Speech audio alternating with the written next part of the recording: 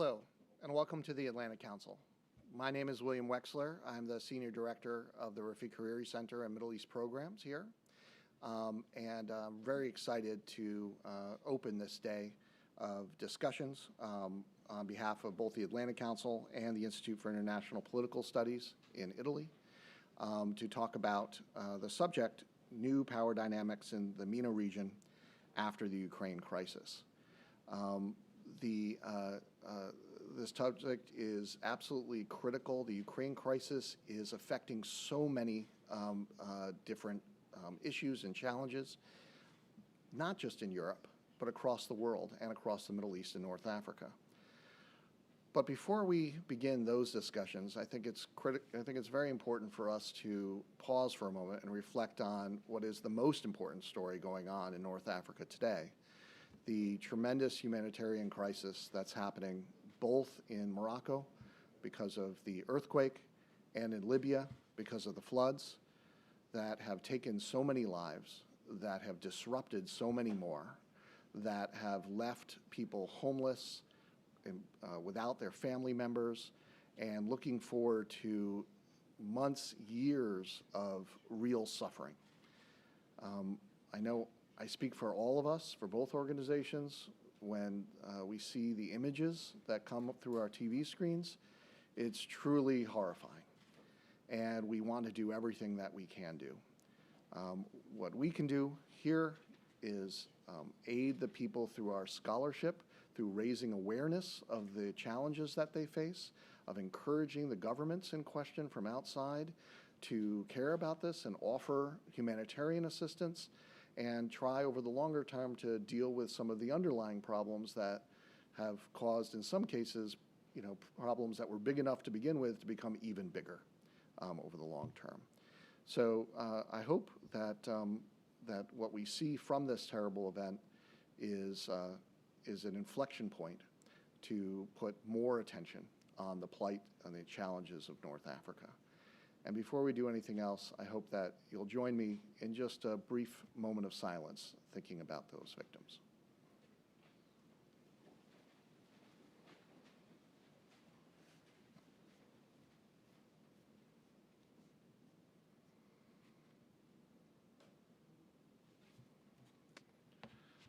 Thank you very much for that time. Next, I'd like to bring our CEO, Fred Kemp, the CEO of the Atlantic Council, who is joining us virtually and has a few comments that he'd like to offer, those that are gathered here in person and those who are watching online through any of the various social media platforms, through Zoom and through our website. Fred?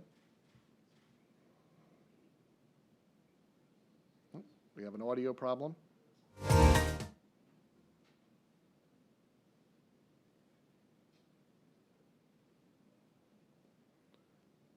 Partner of the Atlantic Council.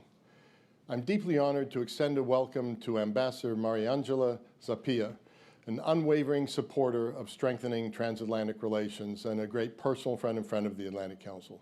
She's a trailblazer as Italy's first female ambassador to the United States, having previously served as Italy's ambassador to NATO. We are also privileged to have with us Ambassador Giampiero Massolo, a long-standing friend of the Atlantic Council, personal friend, and esteemed International Advisory Board member. With a distinguished career in diplomacy, Ambassador Massolo currently serves as the president of the Institute for International Political Studies. Mariangela and Giampiero, it is wonderful to have you both here with us again. I'd also like to take this brief opportunity to thank the Atlantic Council staff who coordinated this event. Will Wexler, whose leadership of the Middle East programs has been so outstanding, Karim Mezran, and Elisa Pavia's effective guidance of North Africa program are what made this gathering possible. Karim has been a steadfast leader of these efforts for many years already. With that, let us transition to the heart of today's discussion. The United States is locked in a great power competition with Russia and China across various political, economic, and social dimensions. The theater for this rivalry spans the globe, and North Africa and the Mediterranean are not immune from these challenges. It is evident that Russia has been proactive in expanding its military presence in the region, including the deployment of the Russian Wagner paramilitary group. Simultaneously, China has made significant strides in the area through its Belt and Road Initiative, fostering agreements with all North African states. These agreements encompass domains ranging from infrastructure development and technical cooperation to cultural partnerships and facilitation of trade. Significantly, the North African region also plays a crucial role in the context of the groundbreaking Abraham Accords. A recent example of this would be the back-channel negotiations between Libya and Israel, nations with a well-documented history of enmity that were regrettably undermined by a leak. This occurrence underscores the intricacies of diplomatic endeavors, as even nascent prospects for enduring peace can be susceptible to external influences. On a different note, Tunisia grapples with a concerning erosion of democratic institutions.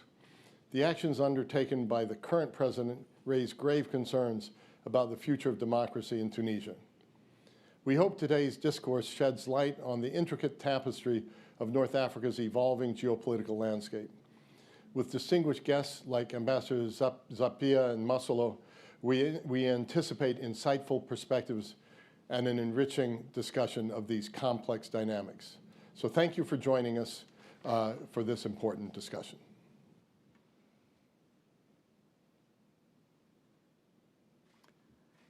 Good morning, everybody. I'm clearly not Mariangela Zappia, but Alessandra Gonzalez, the Deputy Chief of Mission at the Italian Embassy. Ambassador Zappia is currently in New York to assist the Italian delegation at the high-level week of the General Assembly, which will start tomorrow, and assisting a delegation which is led by Prime Minister Meloni and Vice Prime Minister and Minister of Foreign Affairs Tajani. So thank you very much to President Kemp, Ambassador Masolo, distinguished guests. We are all very grateful to the Atlantic Council for organizing this event, which serves as a traditional precursor to the upcoming 9th Med Dialogues taking place in Rome between November 2nd and November 4th. The Med Dialogues have become, through the years, parts and parcels with Italy, tangible commitment to fostering a positive agenda in the broader Mediterranean, and a great tool to strengthen international and regional cooperation and dialogue. Over the years, the Med Dialogues have been successfully convening prominent international leaders, policymakers, media representatives, analysts, and experts from the region and from the international community.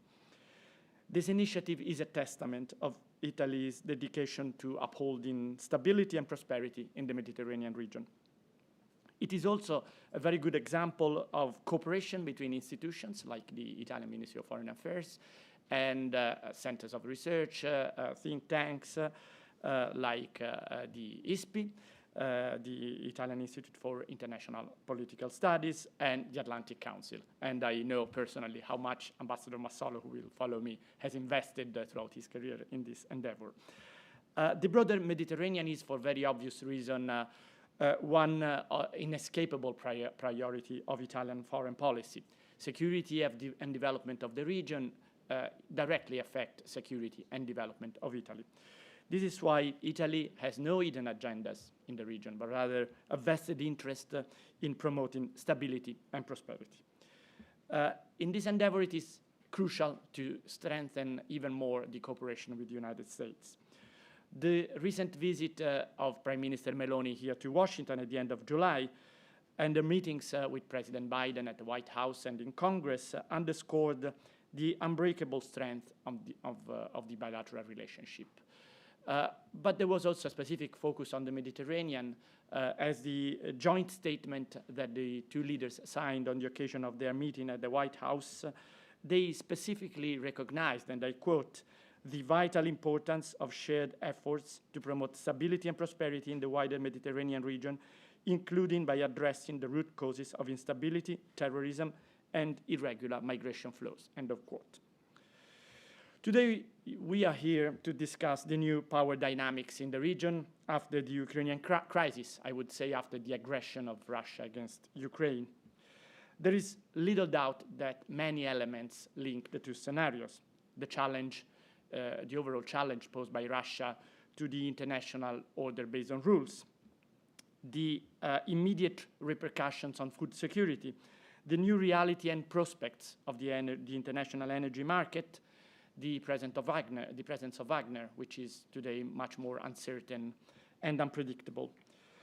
But it is still necessary also to look at all these aspects, and I'm sure that this will happen during the debate, also taking into account the vulnerabilities of the region that are already there, the lack of institutional continuity and political stability, the need for more sustainable economic and social systems, the lack of valid opportunities for the youth, the threat posed by climate change, and I think the severe floods in eastern Libya were a stark reminder of the impact of climate change in the region, and I really want to express again our heartfelt condolences to our Libyan friends, and I would also like to remind the consequences of the earthquake in Morocco. These are incredible tragedies. The Italian government, led by Prime Minister Meloni, has not only confirmed the traditional focus of the Italian foreign policy on the broader Mediterranean, it has also very actively engaged in dialogue, in diplomacy throughout the region, and has launched very concrete initiatives. Let me just mention the International Conference on Migration and Development, which was held in Rome on July the 23rd, to gather consensus on a new comprehensive approach, the so-called Rome process, aimed at promoting partnerships between countries of origin, transit, and destination of migration, reduce the impact of climate change on displaced persons and refugees, combat transnational crimes, and especially human trafficking, and simultaneously promote economic growth, investments, and sustainable development across the region to fully unlock its potential. Italy's G7 presidency next year is a unique opportunity to help our main allies and partners and the international community to better and more effectively focus on the Mediterranean, emphasizing cooperation and partnership with our neighbors, committing to strengthen energy and digital connectivity, promoting respect for human rights. In other words, it is a great occasion to build bridges between the north and the south of the world, with a special focus on Africa through a model of partnership among equals. And I'm sure that also the ANGA, which is starting tomorrow, will discuss all these issues. So thank you very much for your attention. Looking forward to hearing from our esteemed panelists, and first of them, Ambassador Massolo, President of ISPI, former Secretary General of the Ministry of Foreign Affairs, I would like to stress, and many other things. Thank you very much.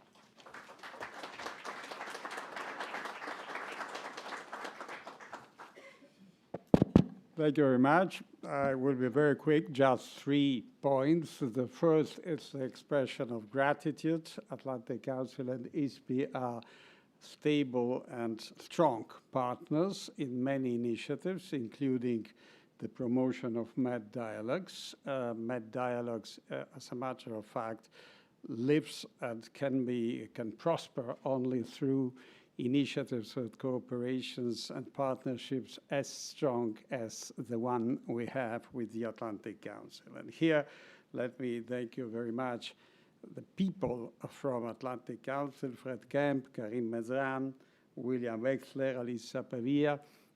You guys, you make things really happen and make it possible and embody the quality of our cooperation. Thank you very much. MED comes to its 9th edition. I started to sense that it is a viable and important initiative because starting from a certain period of time, we were not that much in a position of running after people saying, come to the next edition, but we were called saying, look, when is the next edition? So I started thinking that we were on the good path, and we consolidated this, actually also during the COVID period. The COVID period actually hampered the initiative and made it more difficult to bring it abroad, because MED is a year-long initiative from one edition to the other, and we bring MED organizing pre-MED conferences in the region and elsewhere in important locations. So I am really happy that we were able this year to come back to this habit And this conference is exactly one of those approaching conferences to our Med session that will be held this year, not beginning of December, but beginning of November, from the 2nd to the 4th of November. So my third point is, of course, twofold. On one side, also my mind and heart go to what is happening in Libya, what happened in Morocco, and really taking note of how deep are the implications, geoeconomic, geopolitical, social, stability-wise, etc., of natural phenomena. I think that we should take this increasingly in consideration. Pandemics and natural phenomena, geography, and in general, everything that strikes from a natural and unhelpable point of view need to be factored in our analysis and actually our studies. And I'm very happy and very glad that this is what we are going to do also today. It is incredible how crises, especially in the region, rapidly escalate from local to regional to global level. And this is exactly what we will be speaking today, the role of a power like Russia, the tightened and squeezed world post-COVID and during and because of the Ukrainian crisis.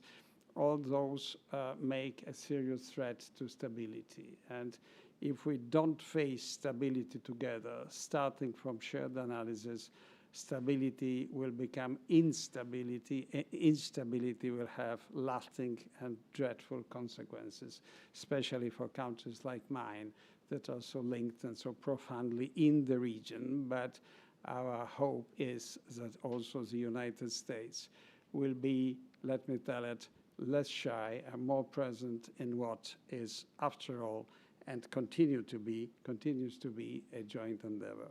So with this feelings in mind, I would like to give the floor to Kirsten Thornton-Rose, thanking her for having accepted to moderate the first panel. Kirsten, the floor is yours. Thank you so much. And welcome.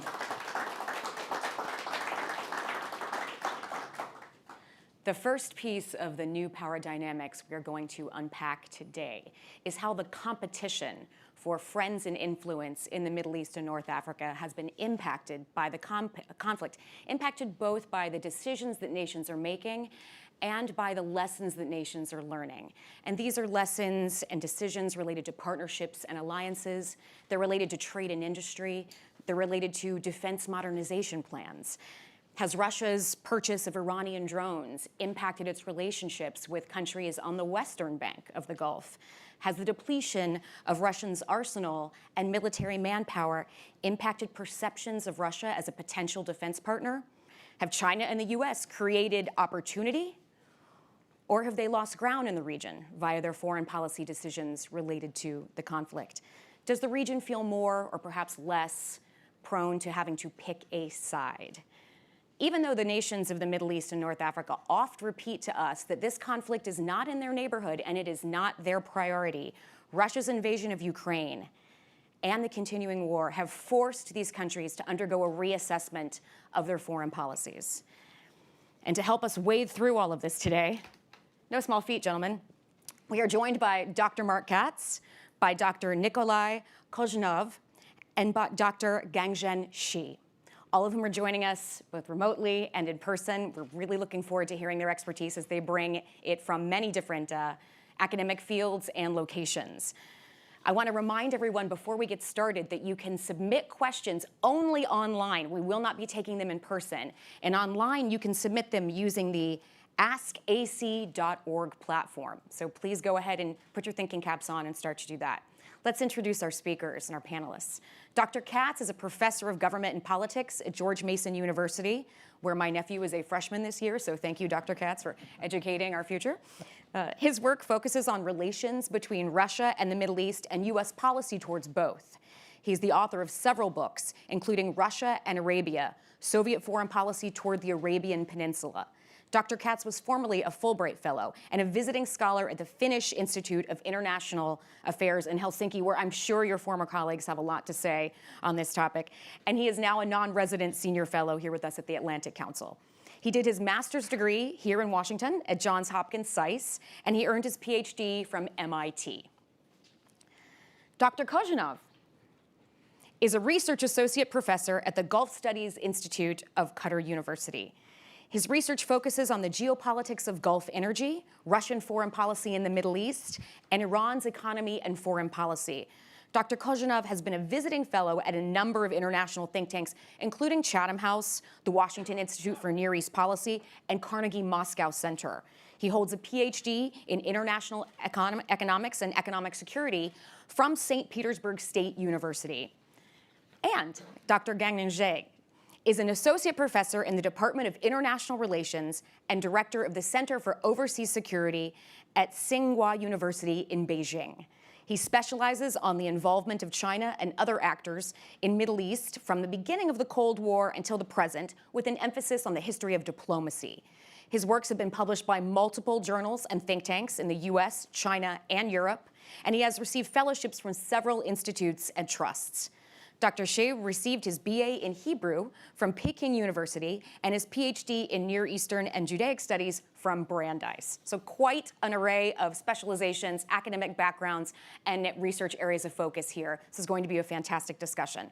Mark, if you don't mind, let's start by addressing the issue that is always the elephant in the room for any discussion of U.S.-MENA relationships: perceptions of U.S. disengagement in the region. Despite the fact that the U.S. has spent the last year or more trying to make it clear in both word and deed that the U.S. remains committed, to what extent has the war in Ukraine changed relations between the U.S. and Gulf countries? Well, certainly I think at the beginning of the war there was a period of adjustment, shall we say, in terms of American perceptions of what was going on. I think there was an assumption that America's traditional allies would simply support the U.S. and see Russia as a threat, just as America's Western allies did. And I think there was a tremendous amount of surprise that this didn't happen. Now, of course, there was a lead up to this. Obviously, there was a lot of our Middle Eastern partners were not happy with what they considered to be lack of support with regard to Iran. And obviously there was the criticism of certain governments, certainly by candidate Biden, talking about making Saudi Arabia a pariah state, and when newly inaugurated President Biden actually releasing intelligence about the involvement of the Crown Prince of Saudi Arabia with regard to the unfortunate death of Adnan Khashoggi. And I think that this would only be, in other words, why do this if one isn't trying to actually undermine this person? And so I think when it came time that the U.S. wanted something from a lot of these allies, their reaction was, well, no, you haven't been giving us what we want, and why should we give you what you want? And quite frankly, we see Russia as a partner. And I think that there was just a period of adjustment that how the U.S. had to think about its allies, and that we weren't going to necessarily change their mind, but we had to work with these governments, and that I think slowly but surely we've been moving in a positive direction. Do you think that we are going to continue on this trajectory, or do you predict that there will be any changes in any of these alliances or decisions, anything that you see shaping up? Well, I think that just as the U.S. Had to undergo a period of adjustment of its expectations with regard to its Middle East partners, I think that a lot of the Middle East governments have had to undergo some adjustment with regard to their view of Russia in particular. And certainly I think that Russia's reliance on Iran for drones, in other words, it shows that Russia isn't going to be that much of a partner for them with regard to Iran. And in fact, maybe the Russian-Iranian partnership strengthens Iran vis-a-vis them. So I think that I think there's been a renewed appreciation that we all need one another, and that I would hope that we would continue on this path, because I think that it's a case of either we hang together or we hang separately. To that point, Nikolai, can you explain for us the evolution of Russia's interests in the MENA region since its invasion of Ukraine? Oh, yes, absolutely. And it's interesting. We are in the second year of Putin's aggression in Ukraine.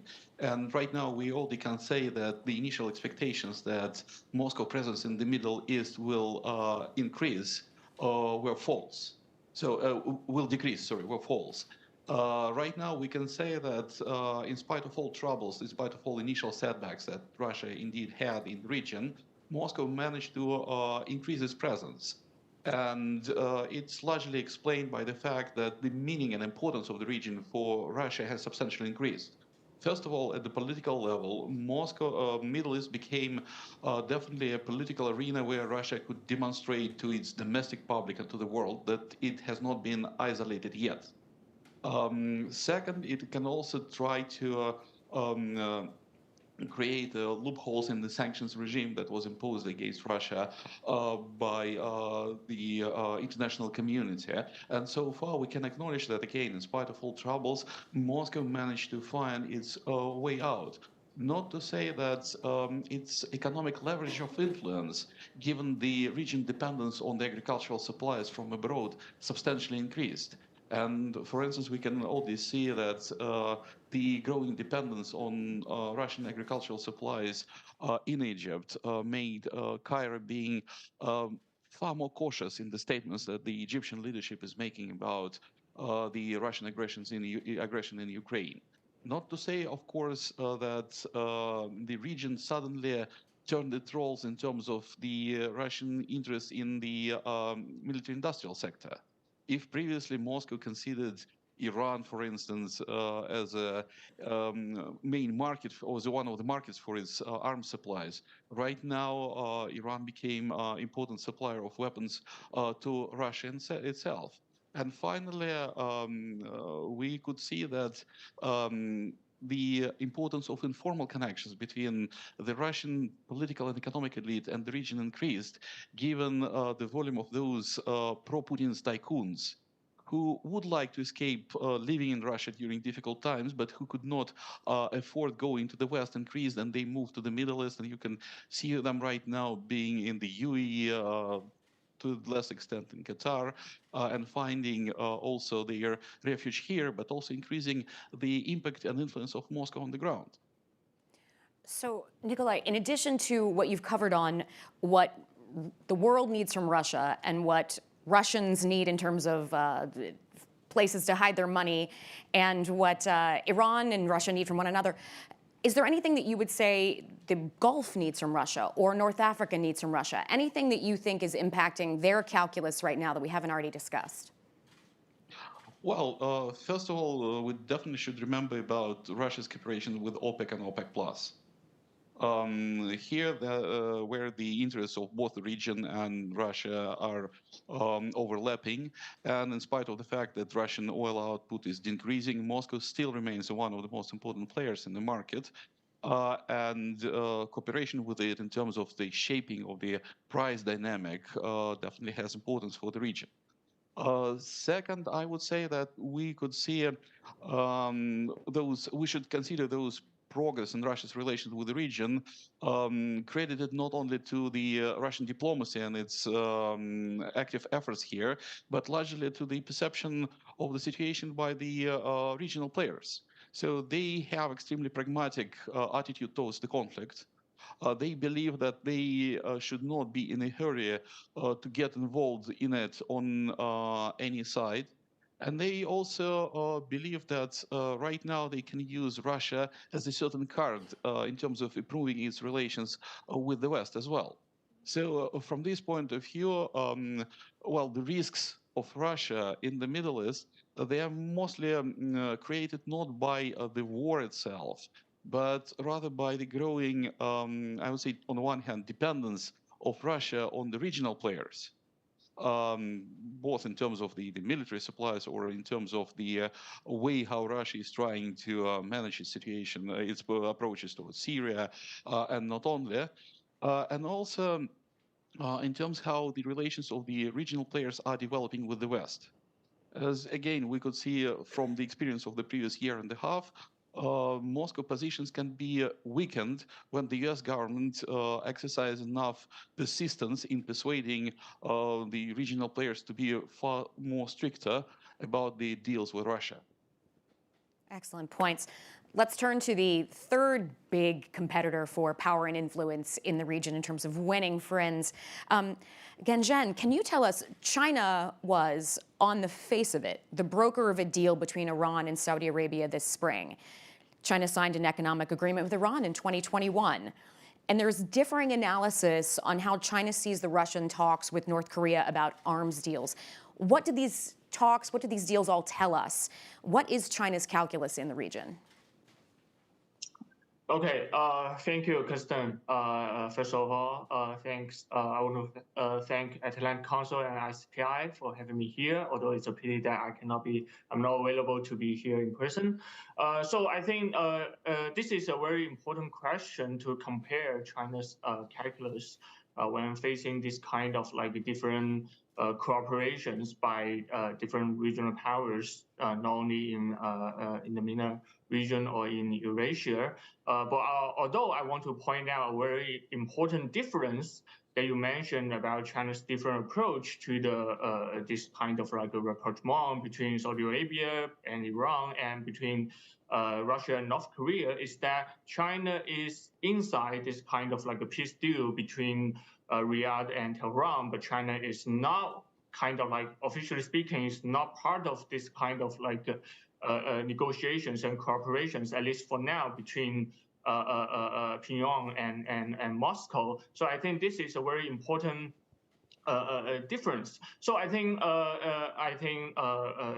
there has been so many people talking about China's different kind of like considerations when they trying to promote this kind of like a peace deal between Saudi Arabia and Iran, for example, trying to secure their cooperation with China, trying to create this kind of like economic perspective, maybe in the long run about this kind of like trilateral cooperation to have more, to transfer China's kind of like production capabilities to the region, or to bypass the US or the West sanctions in the future, or in kind of like creating some kind of like new international norms that China or some other countries can try to promote the de-escalation in the Middle East without kind of like a significant military buildup or deterrence in the region. So I think these are the kind of like essential possible considerations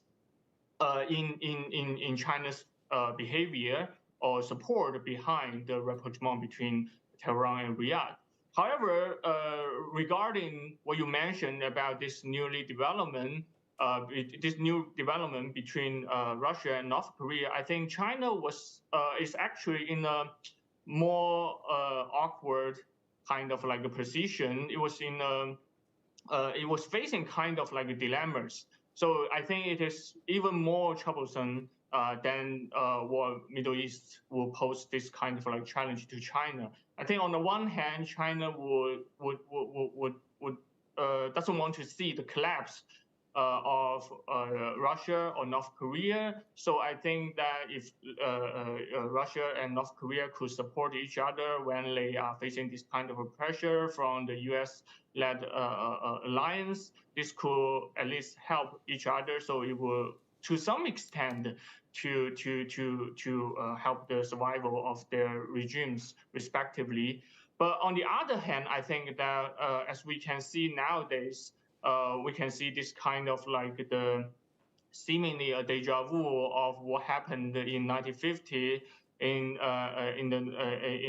Northeast Asia, that the South Korea, Japan, and the United States on one side, and North Korea, Russia, and probably China on the other side. So this kind of like be a kind of like a trouble for China, because China doesn't want to see this kind of like intensification of regional confrontations. So I think this is has been a very important difference. And I think that both Russia and North Korea have this kind of like a mindset that they could use China as the safety net that in case there is a severe confrontations between them with the West or with the United States in particular, they could kind of expect China will come to their aid. But I think that for the Middle Eastern powers, especially as the Gulf countries, in particular Saudi Arabia and Iran, I think they will more or less just to think that China is more like alternative option or contribution to their interest or safety. So this is the primary difference. Fascinating. Mark, can we turn back to you based on what we just heard from Gengjie? How has the conflict in Ukraine affected the U.S. disengagement process when they know that there is perhaps an alternative seeking process going on in the region itself? What has the war taught Washington about the limits or the extent of its influence in the Middle East? Well, certainly I think that, as I indicated earlier, that obviously we're not, and there's not automatically getting support from our Middle East partners on this.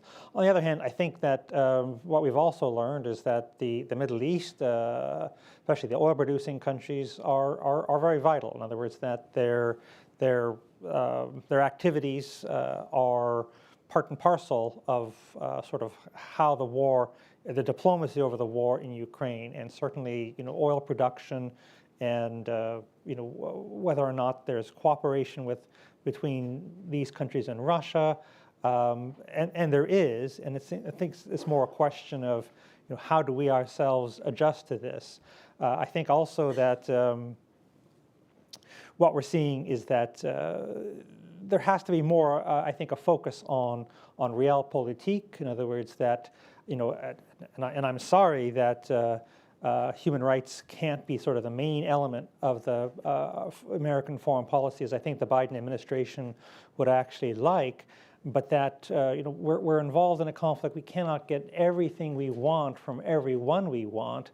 And so I think that the U.S. has to learn to prioritize. And I think also the Middle Eastern countries have been prioritizing as well. In other words, that they have not come firmly on the support of the U.S. and Ukraine, but gradually they've been moving away from Russia. Certainly, I think that the Saudi-sponsored peace dialogue in August, I think, was a very interesting move. That finally, certain Middle Eastern governments that have been cooperating with Russia, that they've also started to see the Ukrainian side.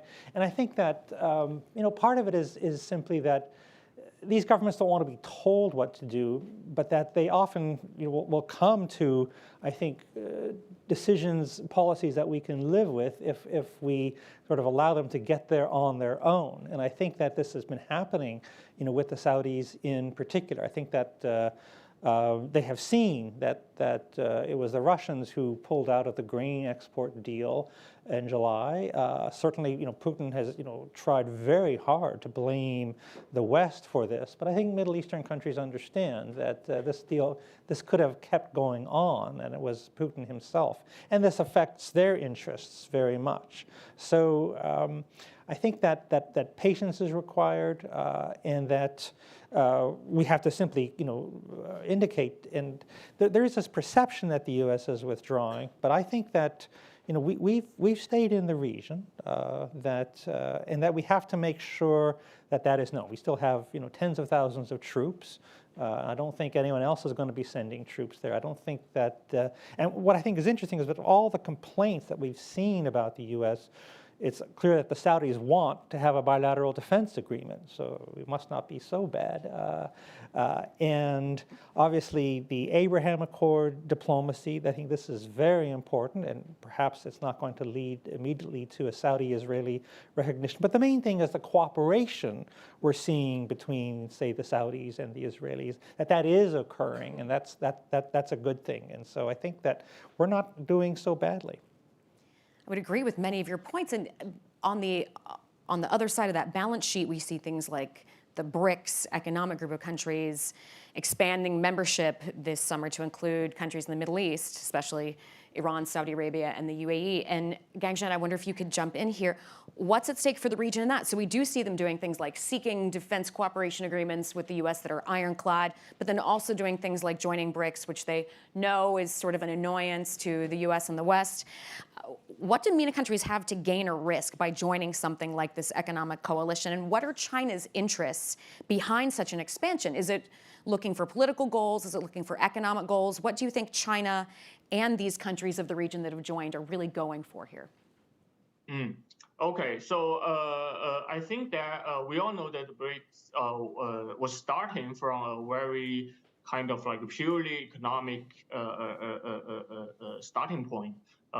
The concept that developed by Goldman Sachs, right? And I think, but now obviously it has some kind of like a political connotations. But however, I believe that the joining this kind of like the mechanism of the BRICS, especially we are witnessing so many kind of like MENA countries are joining this kind of mechanism, means that they want to like wholeheartedly or completely siding with China on everything. So this is actually what I trying to argue in an article actually published by jointly by ISPI and Atlantic Council last year, that I believe that the world in this round of great power competition are witnessing is actually witnessing the rise of the new intermediate zones. And in this kind of like intermediate zone, I think the Middle Eastern countries are the very perfect representative of all these countries. I think outside the great powers, they're trying to use strategic hedgings to maximize their interest.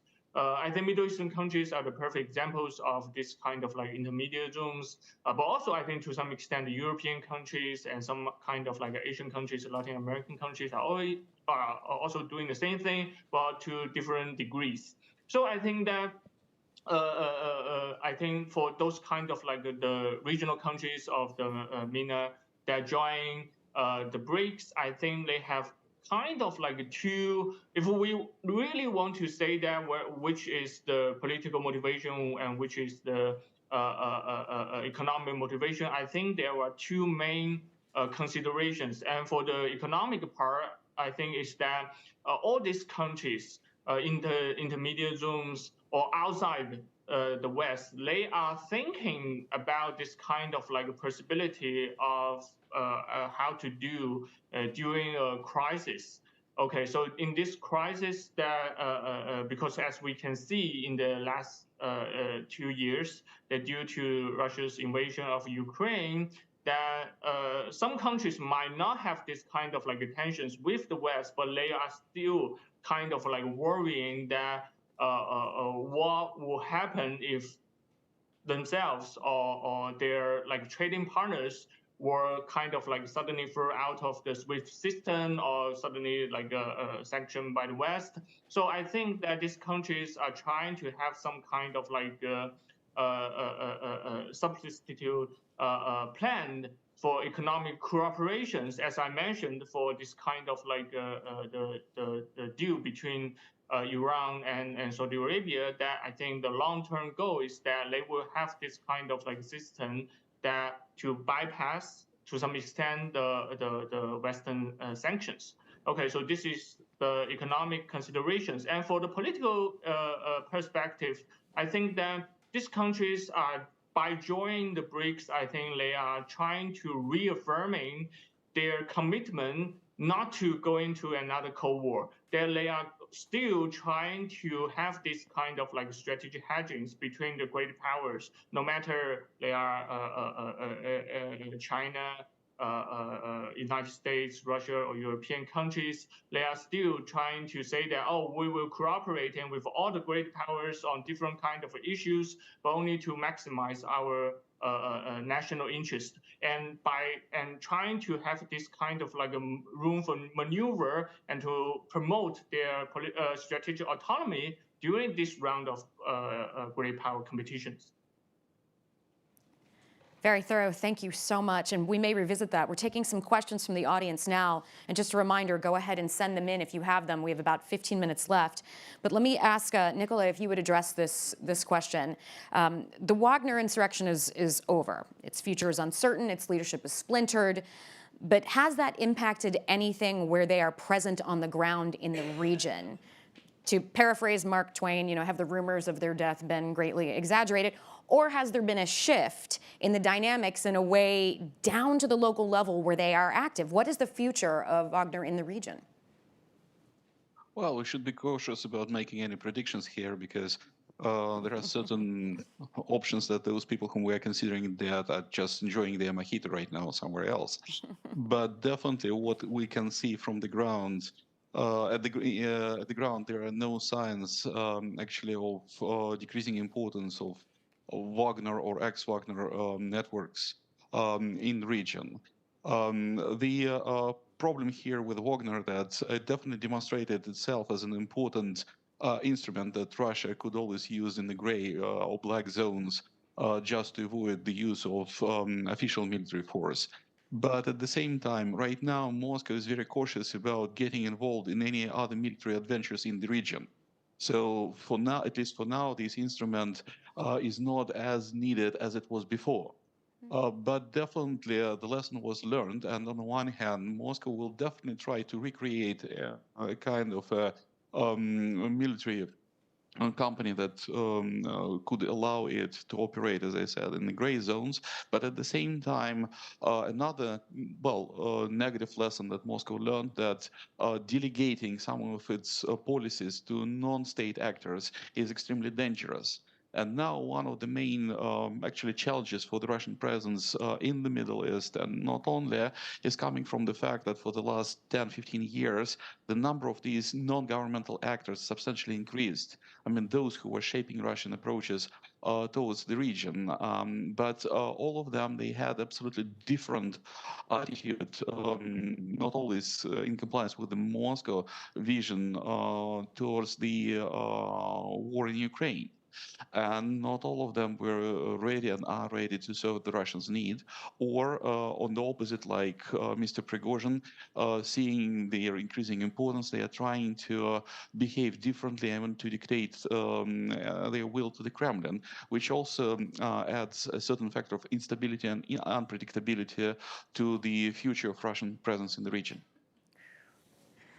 So you're saying we should not make predictions, and yet we're going to hang on every word you just said, let's be honest.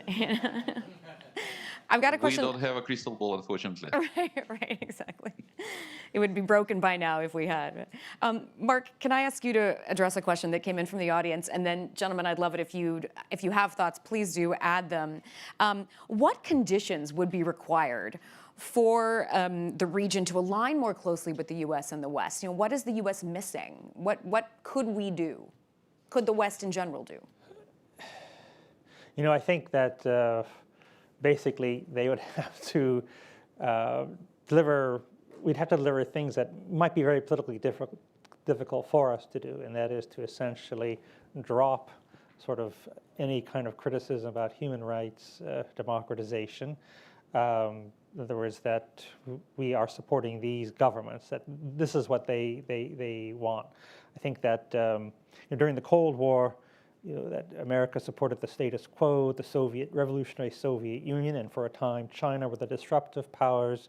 Now I think that at the present, Russia and China are status quo powers. They support the governments in office. The U.S. has traditionally done too, but we saw with regard to the Arab Spring, et cetera, that when the U.S. sees it, there's a chance that it supports change. I'm not saying that we shouldn't do this, but it only works if it's going to be successful. And I think that certainly Putin has been able to portray the U.S. as a disruptive power in the region.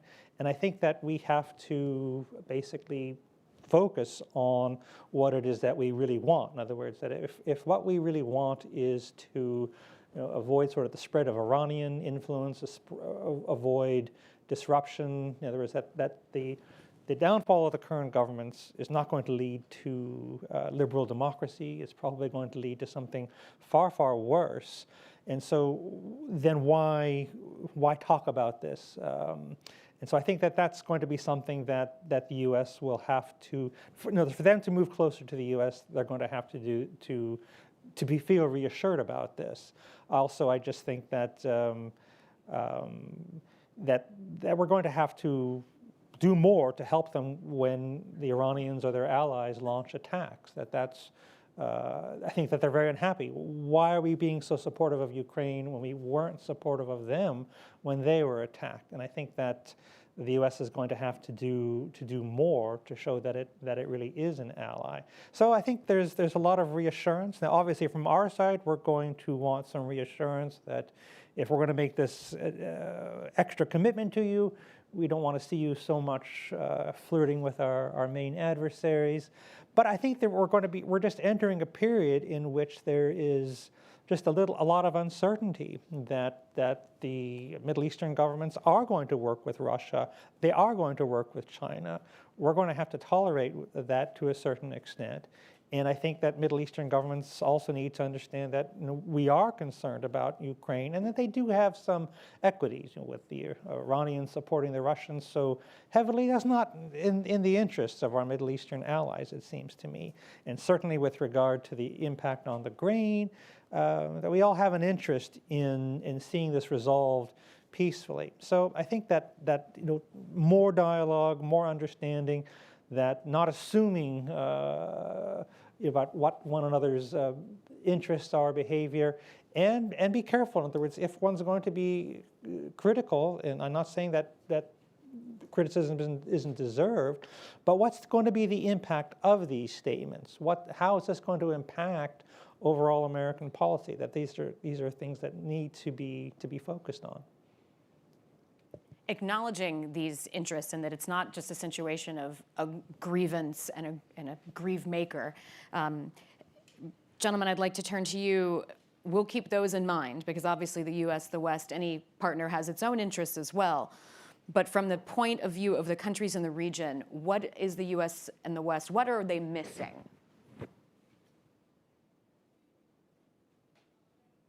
Okay, so my point of view is that I will have a more pessimistic attitude regarding the influence of great powers on the region.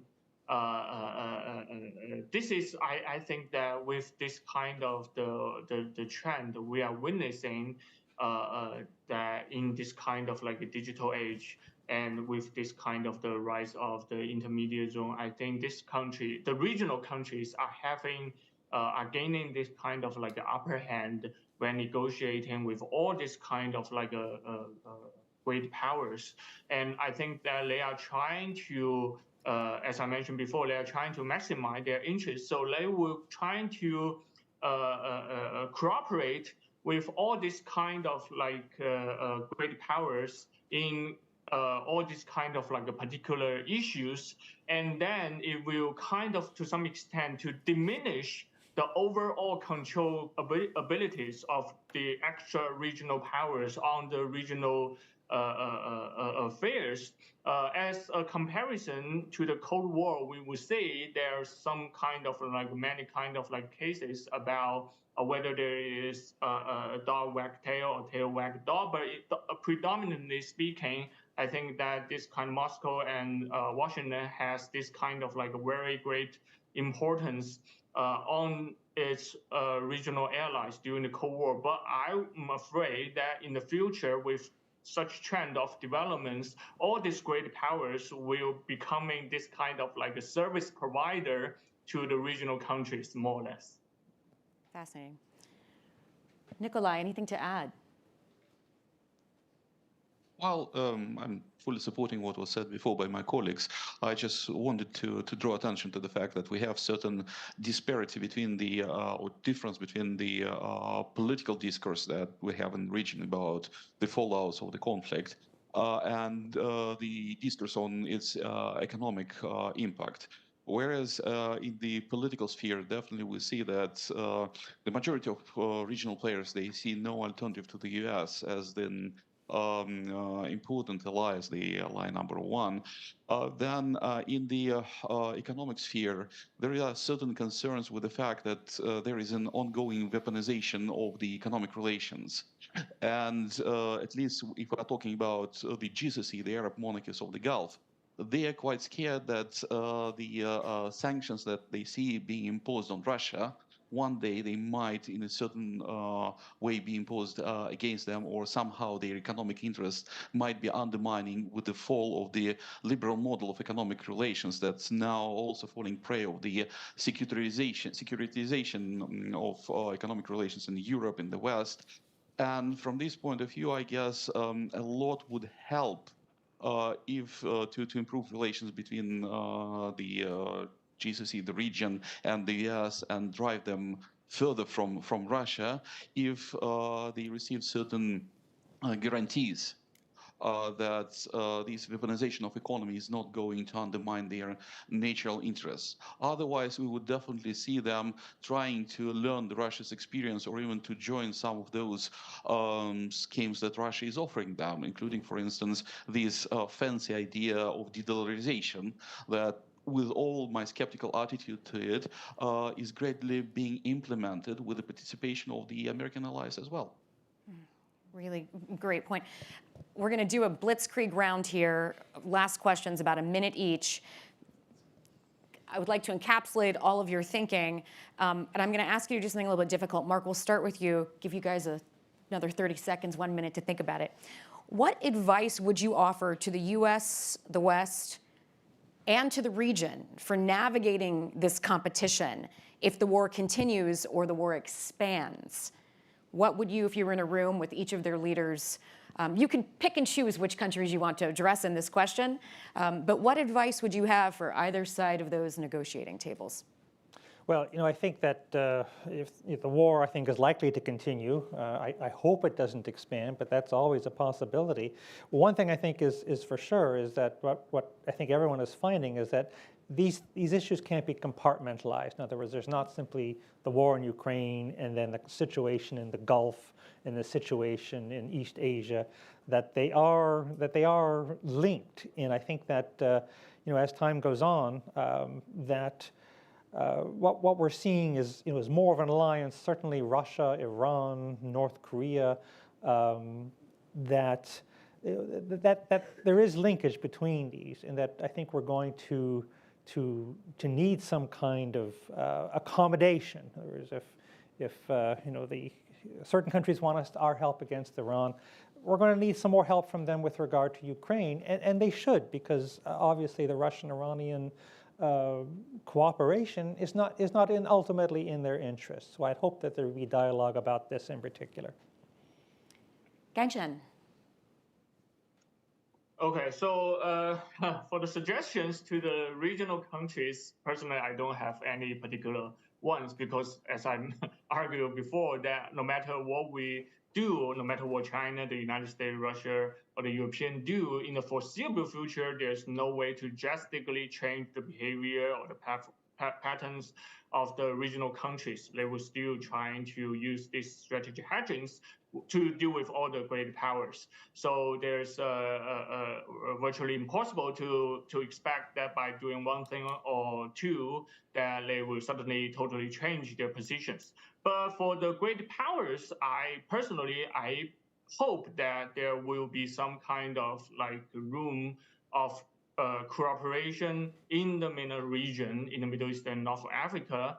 And I always believe that to the west of the Malacca Strait, that actually China, United States, and European countries, they are all status quo powers. So actually, there's a lot of things that these countries can work together, especially China and the United States, in the Middle Eastern regions. For example, and also with the European countries, such as the refugee problems, by using or by helping the industrialization of the regional countries and to reduce the potential problem of future refugee crisis. And also for the climate change, obviously, there's so many things that we could do. And I think that one more very important thing about this kind of like potential cooperation, that it might to some extent serve as some kind of like starting point to rebuild the trust among the great powers. And I think this could be a very, very important possible contribution to the war peace in the long run. Thank you, Gangzhen. And Nikolai. Sorry. Well, I definitely don't want to give advice to the Russian government, but if we're talking about the regional players, I would say stay pragmatic. Think about those challenges that are coming forward and not necessarily related to the conflict, like, for instance, the challenges of the forced energy transition. And don't misinterpret the US policy. The Americans are not leaving the region. They're just reformatting, reshaping their presence. As for the Western powers, well, first of all, don't underestimate Russia. The Russian authorities are very good at punching way above their weight and being pragmatic and using opportunities. And second, keep in mind that, for instance, in 1960s, 1970s, the success of the Soviet diplomacies in the Middle East was conditioned not by the intricacy and proficiency of the Soviet diplomats, but by the mistakes that the Westerners were doing in their approaches to the Middle East. That means that an improvement of those miscalculations that we have now, including misperception of the United States, could definitely improve the Western relations with the Middle Eastern powers, and definitely decrease the influence of Putin's Russia in the region. Thank you. This is fantastic. You all avoided any FAR regulation violations, and you avoided giving actionable intelligence or advice to foreign governments. And you reminded us of all of our hubris, which is extremely valuable lesson at times like these. So please, you all, thank our panelists with me. Thank Dr. Mark Katz, Dr. Nikolai Kozhinov, and Dr. Gangzhen Shi.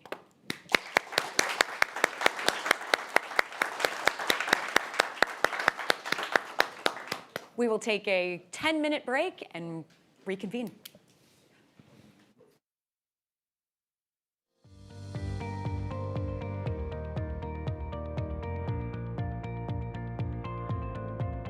Hi, Nikolai. Nice to meet you. Likewise.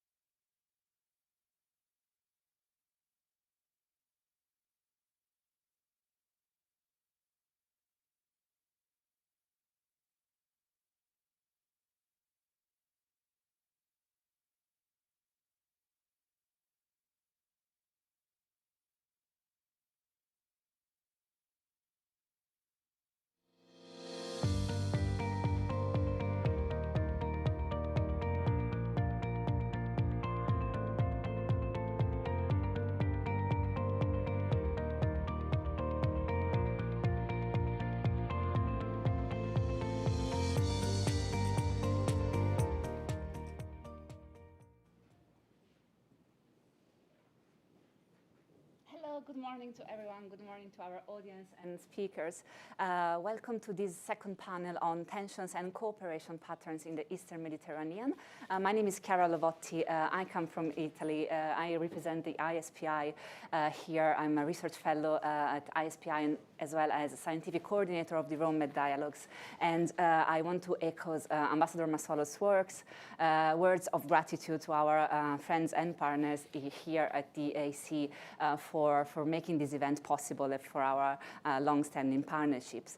So in the first panel, we addressed this shifting power dynamics of the MENA region at large, and now we will try to go more into details of the Eastern Mediterranean specific scenario with our speakers. So as you know, several developments are worth of attention that are currently taking place in the region. Speaking of energy, for instance, you know that over the past few years, the region has been a real hub, a real center of gravity for energy competition over natural gas, especially. You know, the recent discoveries of natural gas have attracted growing interest from countries of the region and beyond the region. And these reserves, this natural gas, of course, has become more and more important, especially for European powers in the aftermath of Russia's invasion of Ukraine, as European countries began their search for non-Russian energy resources. But you know, competition also plays out on the geopolitical level. One should think, for instance, of the very famous East-Med Gas Forum that was created in 2020 by a group of European countries, Arab countries, plus Israel, and which excludes Turkey. And on the other side, for instance, the Turkish attempts to break this isolation, for instance, through the maritime agreement with Libya's government in Tripoli. I'm sure we'll touch upon this in the debate. So competition, energy competition, geopolitical competition, but over the past couple of years especially, there have been signals, more or less mild, of an increased cooperation, even political detente, over the Eastern Mediterranean region. For instance, a deal between Israel and Lebanon over the maritime border, but also Turkey's rapprochement with Egypt. We will also touch upon these over the debate. So many questions, many developments unfolding, many questions on the table, and we will try to address many of them with our excellent speakers and panelists, which I'm happy to introduce, starting from my right, Dr. Soner Kajaptai, if I pronounce it correctly, who's the director of the Turkish Research Program for the Washington Institute for Near East Policy. Welcome and thank you for accepting our invitation. Dr. Dalia Ziada, who's the Executive Director of the Center for Middle East and Eastern Mediterranean Studies. Thank you, Dalia, for being here with us. And last but not least, Dr. Nathan Sachs, who's the Director of the Center for Middle East Policy and Senior Fellow at the Foreign Policy Program at Brookings. So thank you, all of you, for being here with us and helping us navigating these questions and the dynamics pertaining particularly to the Eastern Mediterranean region.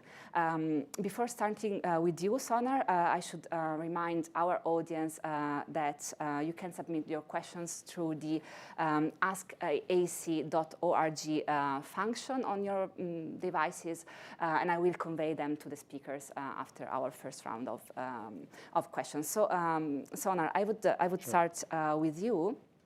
Turkey, of course, in the Eastern Mediterranean scenario is one of the main players, the key player for the geopolitical dynamics of the region. Can you please help us shed light on Turkey's role currently in the area? If you can touch upon Turkey's recalibrations of its policy for the region, what are Ankara's main driver of its Eastern Mediterranean diplomacy, if we can, at the moment? Thank you, Soner. Thank you, Chiara. I'm delighted to be here at the Med Dialogue hosted at the Atlantic Council. Great conversation. I've been learning a lot this morning. So the question is on Turkey's recalibration. I think it's the right way to frame it. Erdogan is pivoting again. He's done a number of pivots in the last 2 decades since he took Turkey's helm prime minister and then as president. And the new pivot, I think, has a U.S. angle that sort of links to East-Med dynamics, but the East-Med pivot is really the most fascinating one. Kind of to understand the pivot, I think we have to look at how Turkey's policies in the Arab uprisings, specifically its singular support to the Muslim Brotherhood in Egypt and Hamas in Gaza, left it isolated in the East-Med. Turkey's ties with Israel ruptured, its ties with Egypt ruptured. And so its old adversaries, Greece and Cyprus, started to link with its new adversaries, Egypt and Israel, sorry. And these four countries were building new fora and alliances every month, every year, always excluding Turkey. So I think Ankara started to see itself as being isolated in the East-Med by a Greek, Cypriot, Israeli, Egyptian axis. And Turkey's response to this was to interfere in Libya's civil war, driven by the perception that if Libya was under a Turkey-friendly government from Tripoli, the internationally recognized government, then it could be Turkey's maritime neighbor in the East Mediterranean. And if Turkey and Libya are maritime neighbors, that means Turkey can break this axis running from Athens across the Mediterranean to Israel. That policy worked. I think a lot of people were dismissive of Turkey's intervention in Libya. Tripoli not only did not fall to the force of General Haftar, who at one time was backed by the Emiratis, Egyptians, as well as politically Greece and even France, but also I think Turkey's efforts kind of stabilized the Tripoli government. And here I think Turkey and Italy had overlapping interests, of course. But broadly speaking, I would say not only did the Tripoli government not fall, but also it signed an exclusive economic zone agreement with Turkey, which makes Libya and Turkey neighbors. This counters Greece's and Cyprus's own visions of how far their EEZs reach out. These EEZs overlap inevitably, and I think Greece and Turkey mutually deny each other maritime space. But anyhow, broadly speaking, I would say the intervention in Libya allowed Turkey to not be blocked in the East-Med. That was the first part of the pivot, military. And quite impressive because, as I said, not only Turkish military made an amazing comeback, impressive comeback from the coup attempt of 2016, but it defeated these quite significant forces that were also at one time beefed up with the Wagner's army, Chinese drones. So basically, it was quite a coalition and constellation. That was the military part. Now comes the political part, where Turkey realized that it has to break this four-country axis. So it went on a charm offensive towards the Egyptians and the Israelis. The Egyptian part has been the toughest. I think I would say that the way I see is Egypt and Israel now, I think they're part of a new constellation in the Middle East. I would call it the new Middle Eastern Quad. It also includes U.A.E. and Saudi Arabia. I think Egyptians and Israelis were not too warm about our reset. They said, maybe indirectly, they told Erdogan, said, go reset with the Emiratis and the Saudis first and then come to us. Turkey reset with Emiratis and Saudis. Israelis came next. Egypt was the last piece. We just saw that a visit has been announced after Erdogan met Sisi for the first time in 10 years. The reset with Egypt came at the price of Turkey stopping its public support to the Muslim Brotherhood, including turning Muslim Brotherhood radios in Turkey off. But more importantly, agreeing to some kind of a power sharing deal in Libya. With Egypt considers Eastern Libya as its backyard, strategically speaking, and I think Turkey basically said, fine, you can have influence in the East if we get to have influence in the West. So that piece also worked. That's part of the recalibration. The last piece is the most interesting one because it was the least expected. It is a reset with Greece. This came after escalated rhetoric between Turkey and Athens in the last few years and some near collisions of naval forces and other unfortunate incidents. The earthquake, a sad and tragic event in Turkey, of course, a huge natural disaster, resulted in Greece being one of the first countries to fly in assistance. I think that allowed Erdogan to have a reset with Greece verbally. Escalatory rhetoric disappeared. New foreign minister Hakan Fidan met his counterpart. I think his tweet in Turkish and English was one of the most friendly tweets that the Turkish bureaucrat has put up in terms of regarding ties with Greece in a long time, in living memory. And now Erdogan Mitsotakis meeting, of course, it's all warming things up. It links ultimately, I think, Erdogan's reset or attempt to reset with the United States. I think he sees that because U.S.-Greek ties have improved so much within the background of deterioration of Greek U.S.-Turkish ties, Turkey kind of is trying to rebalance this triangular relationship, which is also how I think, before I finish, Turkey sees that it wants to re-establish a real balance in its relationship with Israel, vice the Israeli-Greek relationship. So Greek-Israeli ties throughout the Cold War were not in great shape. And Turkey was Israel's best friend in the East Med among NATO allies. And after Turkish-Israeli ties ruptured in 2010, Greece quickly moved in to fill in the vacuum left behind by Turkey. And I think Greece's foreign policy elites, in my view, should be given a Nobel Foreign Policy Prize, because they saw this opening and they filled it up quite fast. And Turkey realized that it was the developments between Greece and Israel, the improvement of ties, was coming at the expense of Turkey's presence in the region. So it's trying to reset with Israel, also in order to balance off against the improvement in Greek-Israeli ties. Though I think, unlike the U.S. view of the East Med, where the U.S. doesn't want to put all eggs into one basket, U.S.-Greek ties have never been better, in my view, in recent memory. But I think Washington still wants to kind of keep Turkish-U.S. ties also strong. I think the Israeli view was kind of more skeptical. Israelis are basically saying, with Turkey, it didn't really work out. We tried again, it didn't work out again. So I think they're going to keep their ties with Greece quite robust. And maybe the economic piece of the Israeli-Turkish ties was going to be interesting. Maybe energy cooperation and pipeline politics. So Turkey's recalibrating. It was able to achieve this recalibration, number one, because it succeeded in Libya militarily. Number two, because it was able to kind of finally court Israelis and Egyptians for a reset. And number three, I guess the earthquake opened up a window that both Turkey and Greece decided to capitalize on. And number four, there's, of course, always the U.S. angle when you talk about East Med and Turkey. Of course. Soner, very quick follow-up questions before going to Dalia. You said, and I agree, the U.S. Is intent in maintaining good ties with Turkey.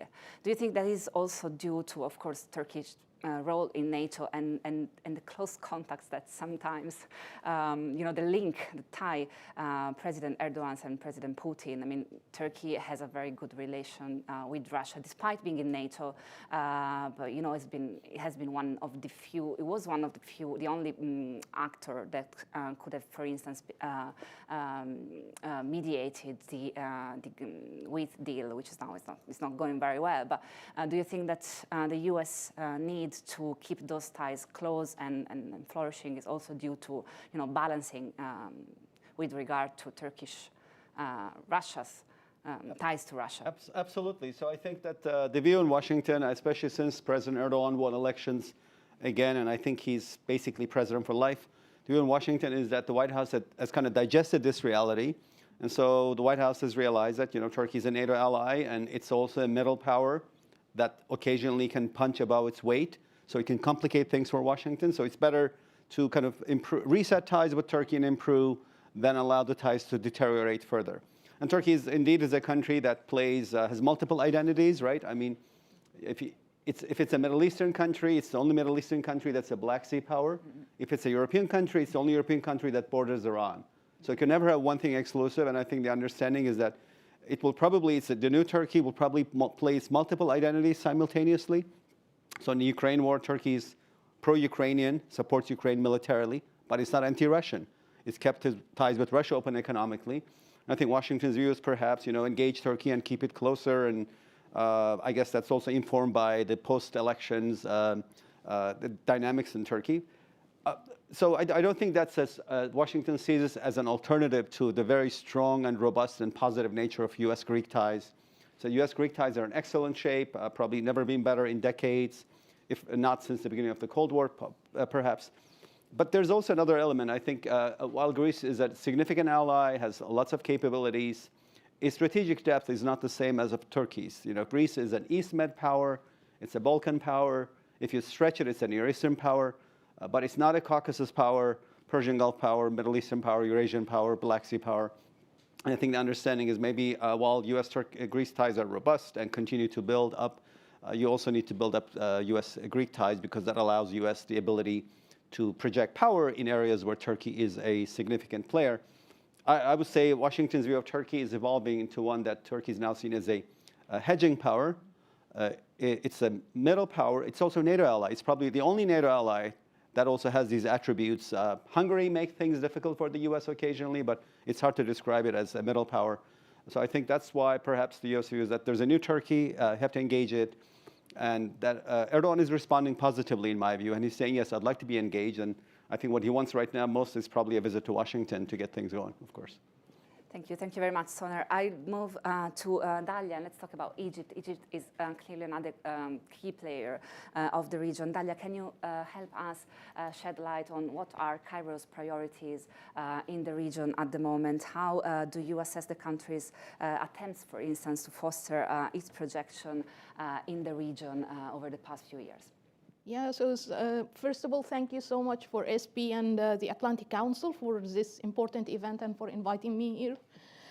So I will start actually speaking very quickly about the new power dynamics in the Eastern Mediterranean, which are part of the reshuffling power coalitions in the Middle East in general, during which Egypt has actually lost a great deal of its leadership role in the region to Arab Gulf countries. We can say that in the past 10 years, due to the weakness Egypt had to suffer after, due to the Arab Spring aftermath, and the fact that Arab Gulf countries were the only countries in the region who survived the waves of the Arab Spring or who were not directly affected by the waves of the Arab Spring, this created a new reality wherein the Arab Gulf countries started to take the lead of the region, bringing to this all their complicated policies related to human rights and democratization, of course, but at the same time, they also brought to this their competition between each other, their Arab Gulf competition within each other to the region, to the wider region. And we have seen this manifesting in different ways. One of them was trying to affect what's happening in the Eastern Mediterranean region. This coincided with a time when Egypt actually had to trade, during this period, Egypt had to trade its leadership role to Arab Gulf countries for the sake of getting financial assistance from them. Mainly because the financial assistance that comes from the Gulf, that comes through the Red Sea, let's say, is usually coming with no strings attached. It's not coming in the form of debt, but in the form of donations. So it's easier to handle and deal with.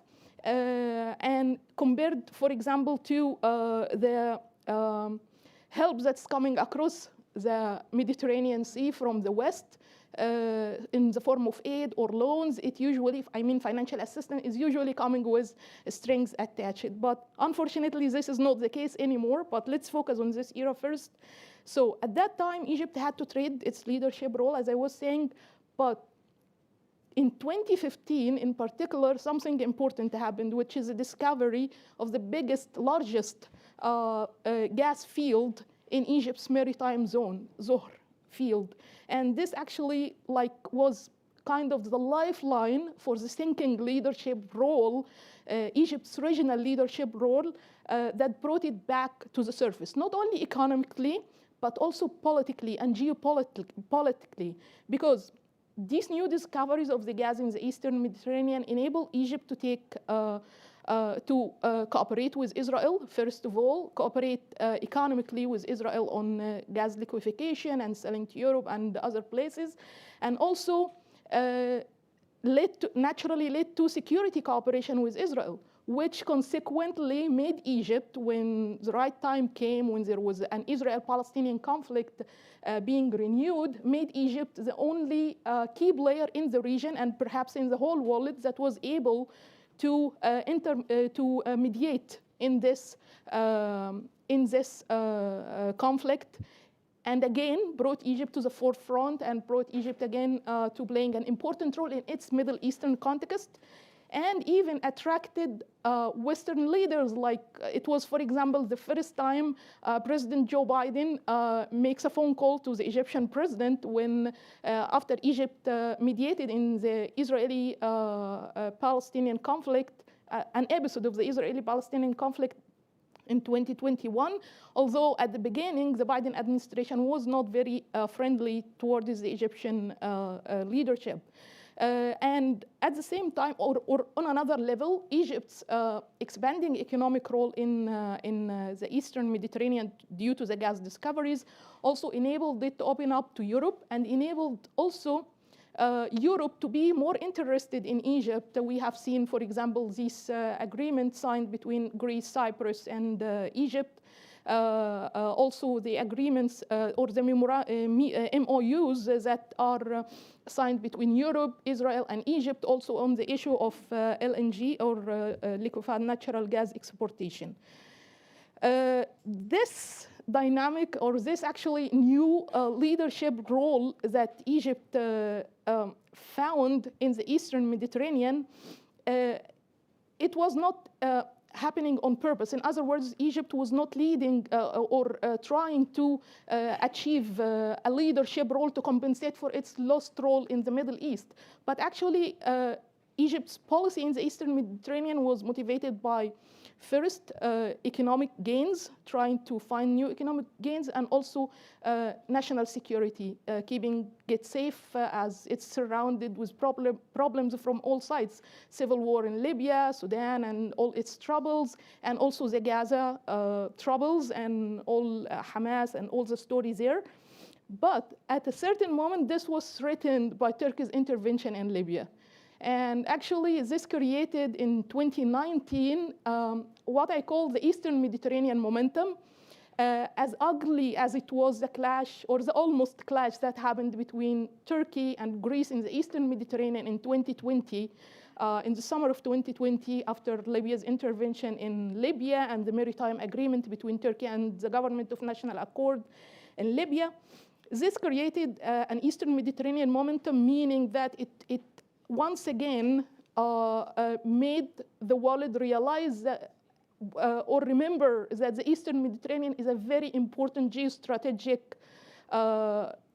point or connection point in the world. So actually, this momentum has enabled Egypt to play a more important role in all the events that proceeded. And again, this was threatened by Turkey at that time and created some kind of conflict, de-escalation that had to happen between Turkey and Egypt in order to find a way to cooperate on these new reshuffling coalitions or new realities that are being created in the Eastern Mediterranean and also the wider Middle East region.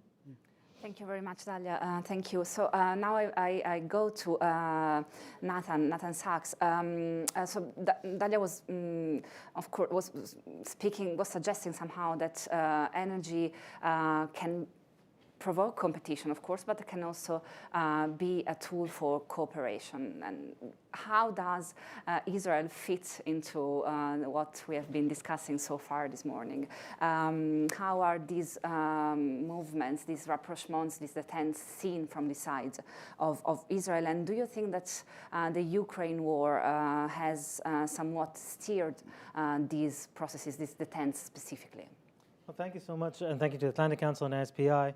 And it's really a pleasure to speak with after Dalia and Soner. Intimidating, but still a pleasure. Israel is sort of a strange East Med player. On the one hand, it's right there, and it has a relatively long seashore for its size, of course. But Israel has traditionally always looked very much east and south. Its security concerns certainly have been first and foremost with Egypt, and then eastward facing, much less to the sea. That still, of course, it's an East Med player, and like the case with Egypt, the fines, the gas fines in Israel's EEZ transformed a lot of the way Israel behaves with the region. So first and foremost, when Israel looks at the East Med, it sees Turkey, of course, it sees Egypt and Turkey. But as Soner said, the weight of Turkey there really affects a lot of what Israel does. So of course, the Israel-Greek Cypriot connection that we've seen in recent years, the absent player there is very absent and very present in a sense. That is, of course, Turkey.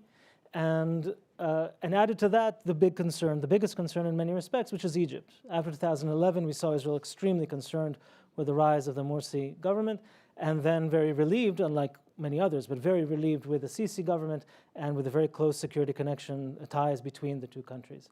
So when Israel looks at that, it sees several key interests. First, in terms of security, stability with Egypt and the very close connection between ties to Egypt and the situation in Gaza. The Egyptian influence in Gaza, of course, is enormous and is absolutely crucial for Israel in any case of new configuration with Gaza, with Hamas in Gaza, which is unfortunately always a possibility.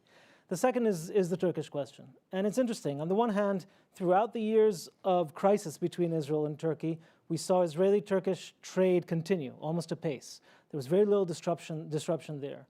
But throughout these years, Israel has also learned, I think Soner put it very well, it's very skeptical of Erdogan's approach. So Israel is now, and this is across both governments, the previous government and this government in Israel, is sort of certainly willing to have this rapprochement with Turkey. It prefers rapprochement with Turkey than the opposite, but it has extremely low faith that this is necessarily long-lasting or that this is not contingent on Erdogan's own interests that may change tomorrow. So, as Soner said, Israel's keen to have good relations with Turkey, good with brackets around it, but of course we'll continue to try, certainly, to build upon the relations with the Greeks and the Greek Cypriots, and of course with Egypt, which is an interest that almost predates all this. The second issue for Israel is that with the very substantial gas finds, they're not as big as some, but for Israel they're very large gas finds, Israel has a new security concern that it didn't have in the past. As I said, Israel was always eastward looking, and you can see it even in the structure of the military. The Navy is by far the smallest and least important part of the main branches of the Israeli military. But suddenly the gas finds mean that Israel is very susceptible to attacks on its naval facilities, or its maritime facilities, I should say, especially from Hezbollah in Lebanon. And that created a whole new set of concerns. It, of course, feeds into the question of the maritime border with Lebanon, but it also means that suddenly Israel invests in this and is looking to gas and to the exportation of gas as a national issue. Does it go to LNG in the Egyptian facilities that have spare capacity? Questions of FLNG, of floating LNG that are now rising and certainly look possible. Early on, many questions of could there be pipelines through through Turkey itself, perhaps through Cyprus, which then would also touch on questions of Cypriot and Turkish EEZ and all sorts of issues that are bigger than Israel. So a second major concern, of course, that comes for Israel. And with the war in Ukraine, a combination of new problems. On the one hand, the price of gas rising dramatically and therefore new economic opportunities, suddenly an importance for this gas in Europe. But also a very difficult question for Israel. Israel knows who its best friend is, and that is the United States. It's very, very clear. But as Israelis say time and time again, they see Russia as their neighbor to the north because of Russia's presence in Syria. So Israel's early already in the crisis in the Ukraine found itself trying to hedge. At the time, Prime Minister Bennett and Foreign Minister Lapid played a good cop, bad cop towards Russia, with Lapid saying all the right things for the United States, Bennett, the Prime Minister at the time, staying relatively silent and, in fact, meeting with Putin several times. Now, with Netanyahu, we see a continuation of this, perhaps even more hedging towards the Russian side. You hear a lot in Washington of Israel not taking sides and not playing nice. Israelis will often complain that they have voted all the right ways, said all the right words, but clearly there's sort of a difficulty here.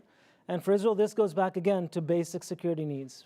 From Israel's perspective, its ability to operate in Syria and to prevent the transfer of precision munition to Hezbollah or the creation of domestic capability of manufacturing precision munition by Hezbollah is absolutely crucial.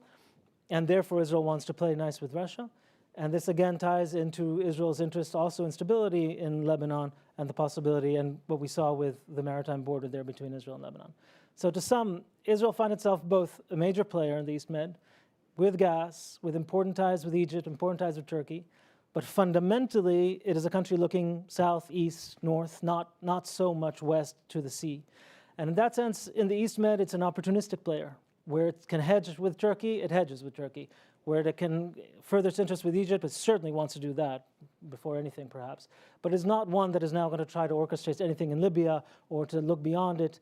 And even with Cyprus and Greece and Turkey, Israel does not have any delusions that it will orchestrate something between them or shift the balance in power there.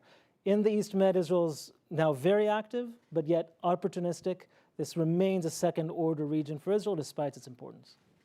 Can I ask Nathan for a very quick follow-up questions on the recent Israeli-Libyan talks? What is your opinion on that? Do they fit into this attitude of Israel that you just described?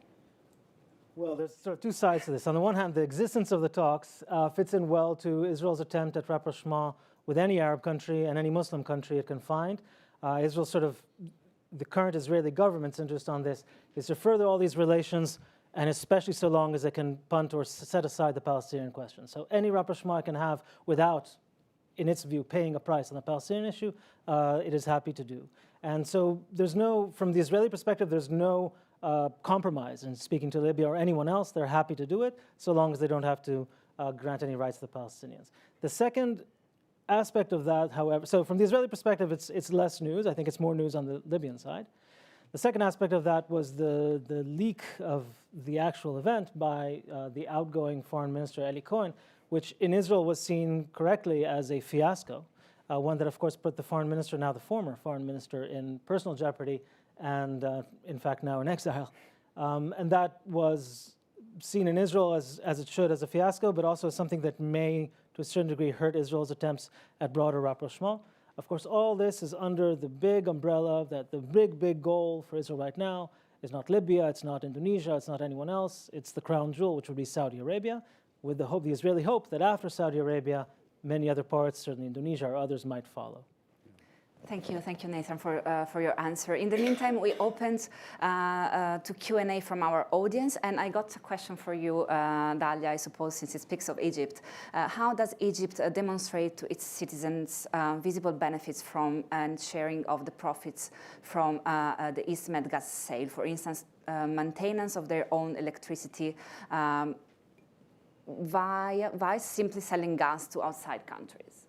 Oh, that's an interesting question, and coming at a time when are experiencing electricity cuts almost every day. Not almost, every day, actually. There are electricity cuts, and they are being justified by not there is enough fuel for the electricity producing station, despite what was seen earlier about that we have an extra electricity production and now it's being exported to other regional countries.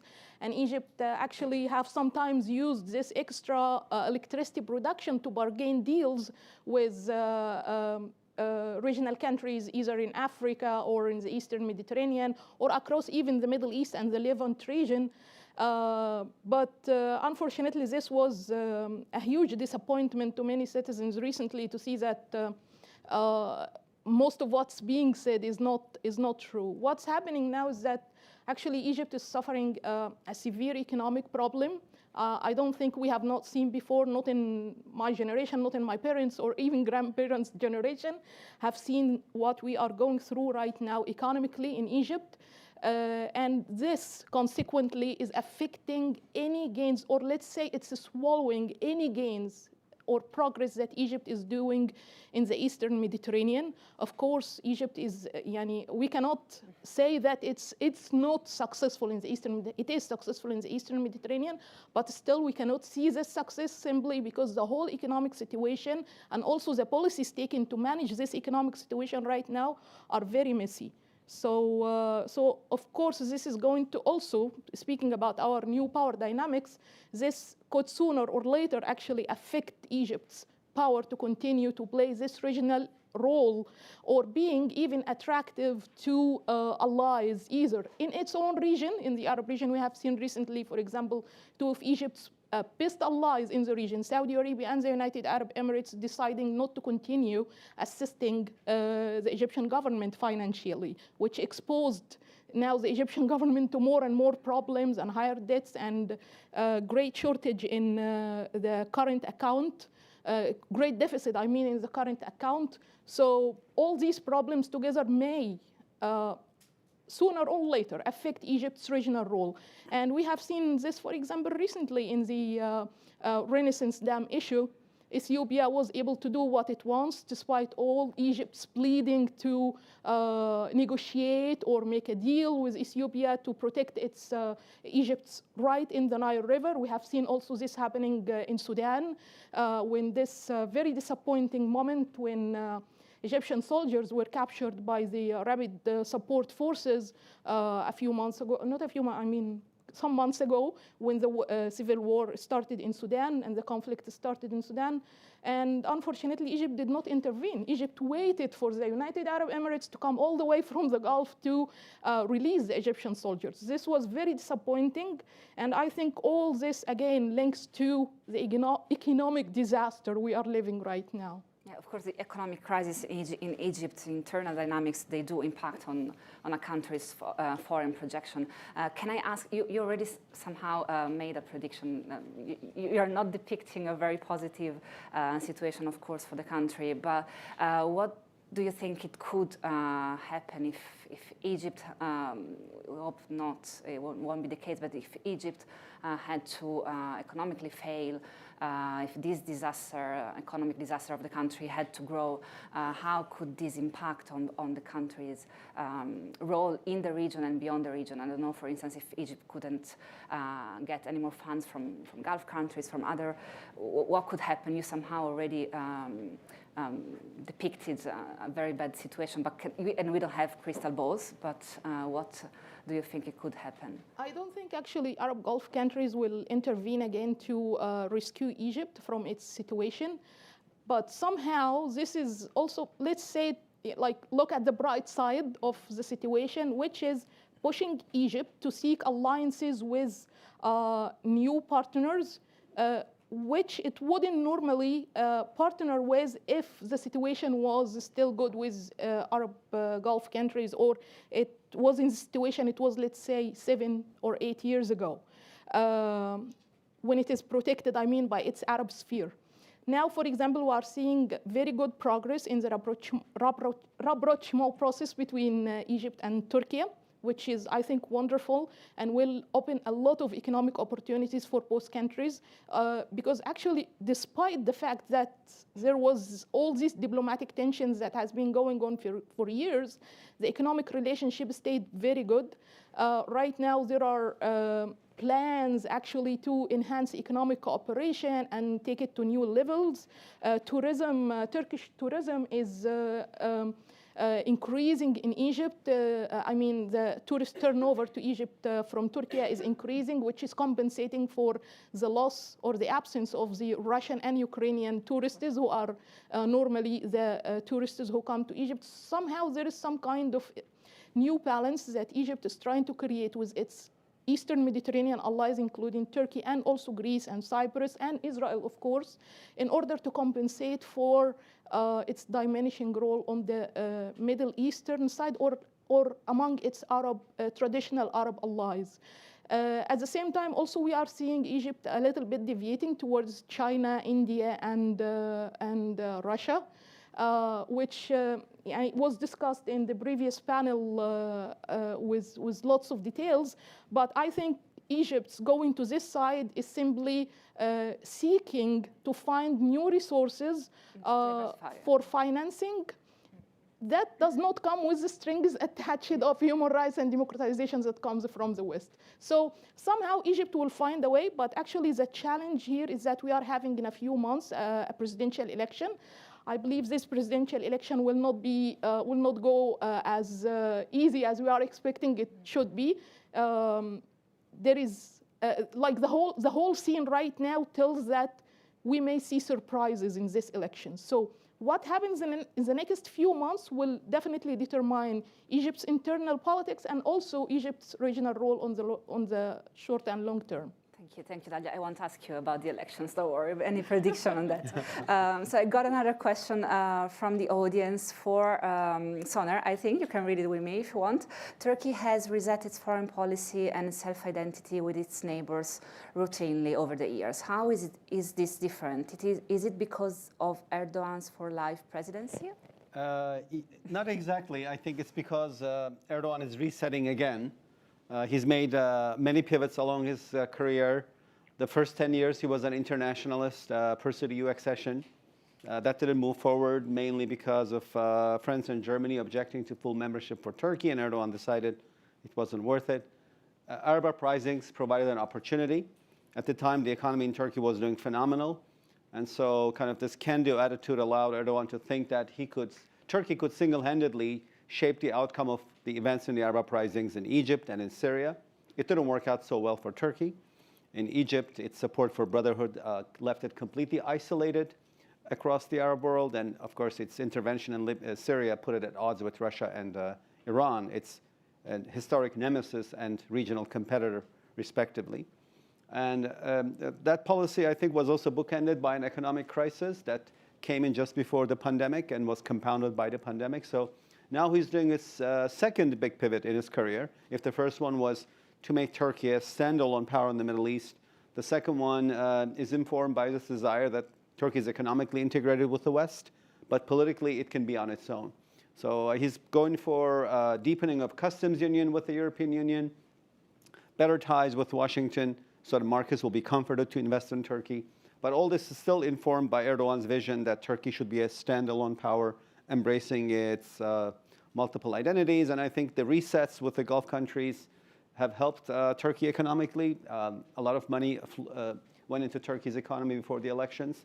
I think the Saudis and Emiratis both helped Erdogan win the elections, and that suggests stronger ties going forward with them. So I would say I followed Erdogan's career for about 2 decades. He's kept me employed.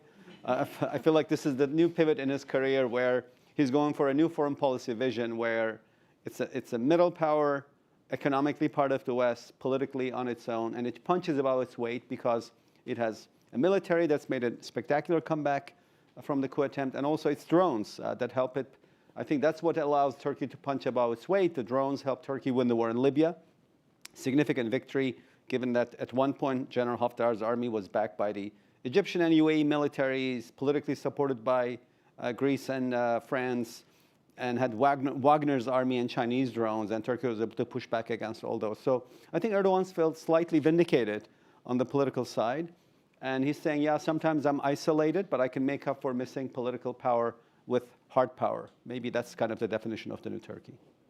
Thank you very much, Soner. I think we have time for a very last question for Nathan, turning to Israel-Saudi normalization specifically. So what does this mean for President Biden specifically?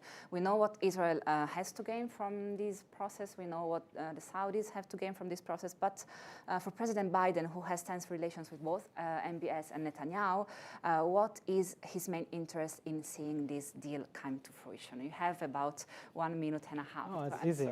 Very easy. I'll say first, it's a good question that's been asked more than once in Washington in the past few months. So I think the answer is partial. I think the answer is that it's mixed. There are a few different things. One is an interest in simply a major, and this would be a major international achievement. And of course, domestic politics in the United States are not lost on anyone. So an attempt to enter an election year with what really genuinely would be a major success in the region. Secondly, it fits very well with an American vision of the Middle East, where the United States has not abandoned the Middle East by any means, but it has shifted away from the past 20 years and moved to a position where it wants to work kind of by, with, and through its partners in the region. And these partners would be first and foremost Israel and these exact Arab countries. And so if they can get along well, if they can create a bloc there, it makes it easier for the United States to partly step aside and work with these countries in projecting its power, but not necessarily with as many Americans on the line. And the third, I'd say there are important, very important people in the administration for whom this is not so much about the Middle East as it is about great power competition. It's about the question of, would Saudi Arabia do some of these things with China, especially the civilian nuclear side, and can one cement Saudi Arabia together with Israel in a group that doesn't oppose China but isn't more in the American camp. So that kind of thinking exists as well. We just saw in the G20 the announcement of the India, Middle East, Europe corridor that includes Saudi Arabia and names Israel very explicitly. There is that vision as well.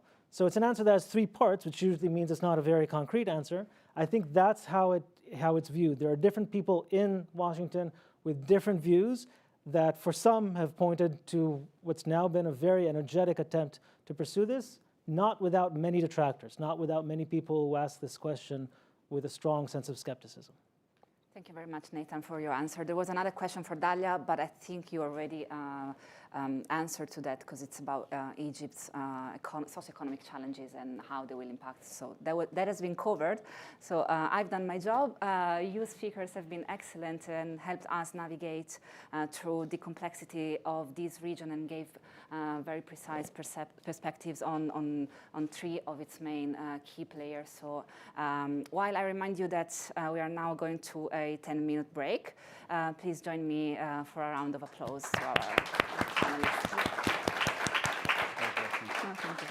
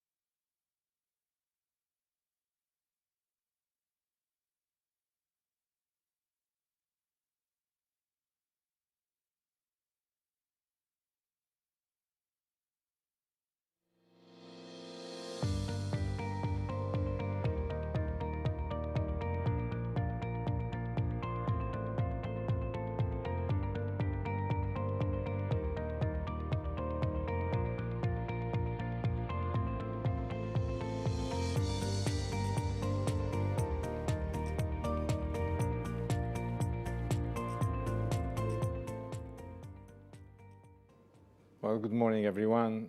I am Karim Mizran. I'm the director of the North Africa program at the Atlantic Council, Rafik Hariri Center for the Study of the Middle East at the Atlantic Council.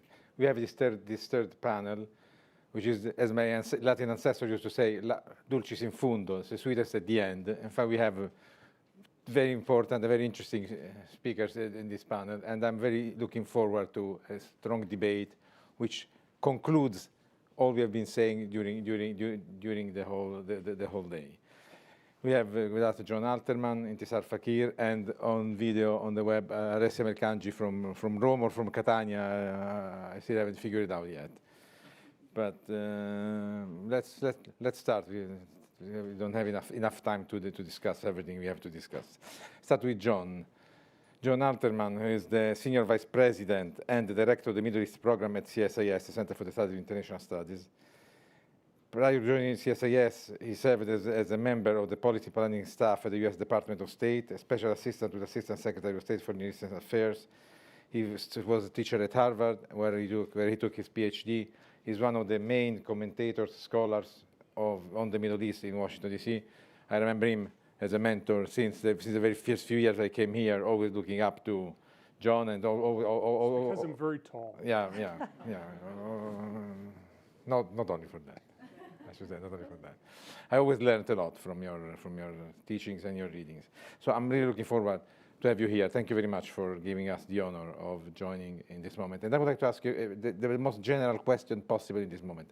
What do you see is going on in the Maghrebi part of the Mediterranean, in this fluid situation between Southern Europe, North Africa, the Sahel, combining with all the superpowers and regional powers influences? It's really, when I talk to our students, they already get very confused by this. They say they see new alliances changing into old alliances, changing into new alliances, new conflicts getting endemic. The Libya situation is becoming gangrene, getting only worse and worse.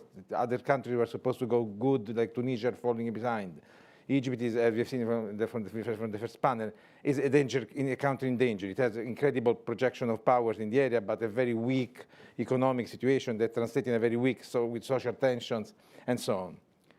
The floor is yours, my friend. How much time do you have?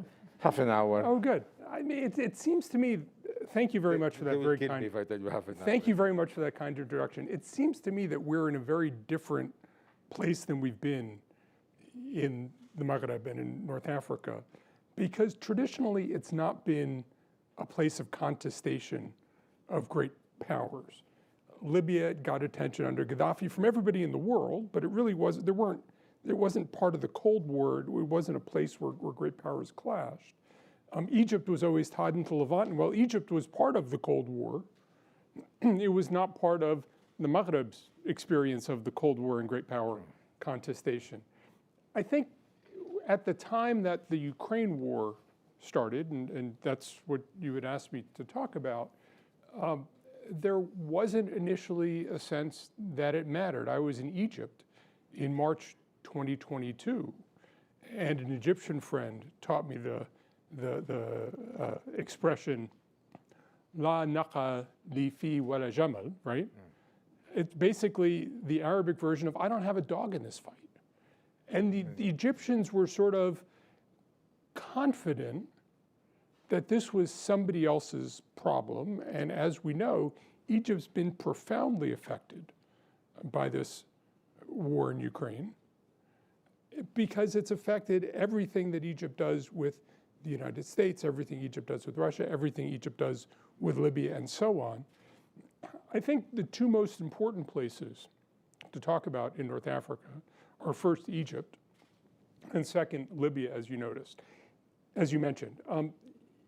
Egypt has a series of problems which really started with the Ukraine war.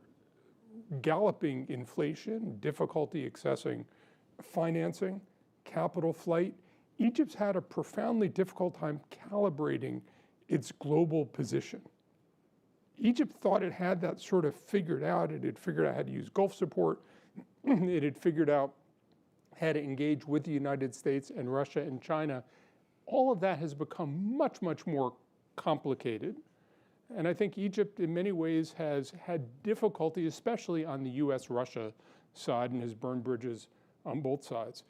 As we know, in March, Egypt had to back off from a plan to supply munitions to Russia because the United States found out about it. I think this has become a strained relationship, and it didn't used to be. It has an important relationship with Russia. Russia is building the Daba nuclear reactor on the Mediterranean. There was always a sense that Egypt had, certainly when I was there in recent years, that they could use the prospect of being in between the three great powers to get more out of each of them. And I think in many ways that's collapsed. The only country that's really strategically investing in Egypt right now is China. And it does it for commercial purposes because the Suez Canal is so important for Chinese trade. But I sense that the Russians are much less able to help Egypt, much less interested in helping Egypt. The Americans have a much more strained relationship with Egypt than was the case just a few years ago. And I think we are seeing the Ukraine war exacerbating Egypt's difficulty finding its position in the world. Some of that has to do with Egypt's position in Libya. And Egypt saw itself as the kingmaker in Libya, saw itself working with, leveraging Emirati support to help Khalifa Haftar establish control over the country. That whole operation has sort of fallen apart, as we heard in the previous panel. But it seems to me that one of the other things that's gone on is that a lot of Russia's efforts in Libya, which were significant, were tied to the Wagner Group, which has itself gone through its own transformation. We're not sure. It doesn't seem to me that Russia's interests in Libya have changed, but the instruments of Russian influence have changed. How that will affect Russia's actions in the country, how it will affect Egyptian investments in Libya, it seems to me it's all become quite convoluted.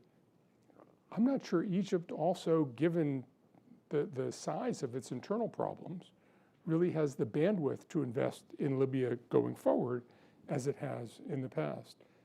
Turkey has profound internal problems. And will Turkey's internal economic problems change the way it engages with Libya? Libya, partly, it's not so much that it was a vacuum, but it became the crossroads of profound international involvement in North Africa, more than ever before. And it seems to me that all is cast into dynamism in the wake of the Ukraine war as all the great power relations change as well.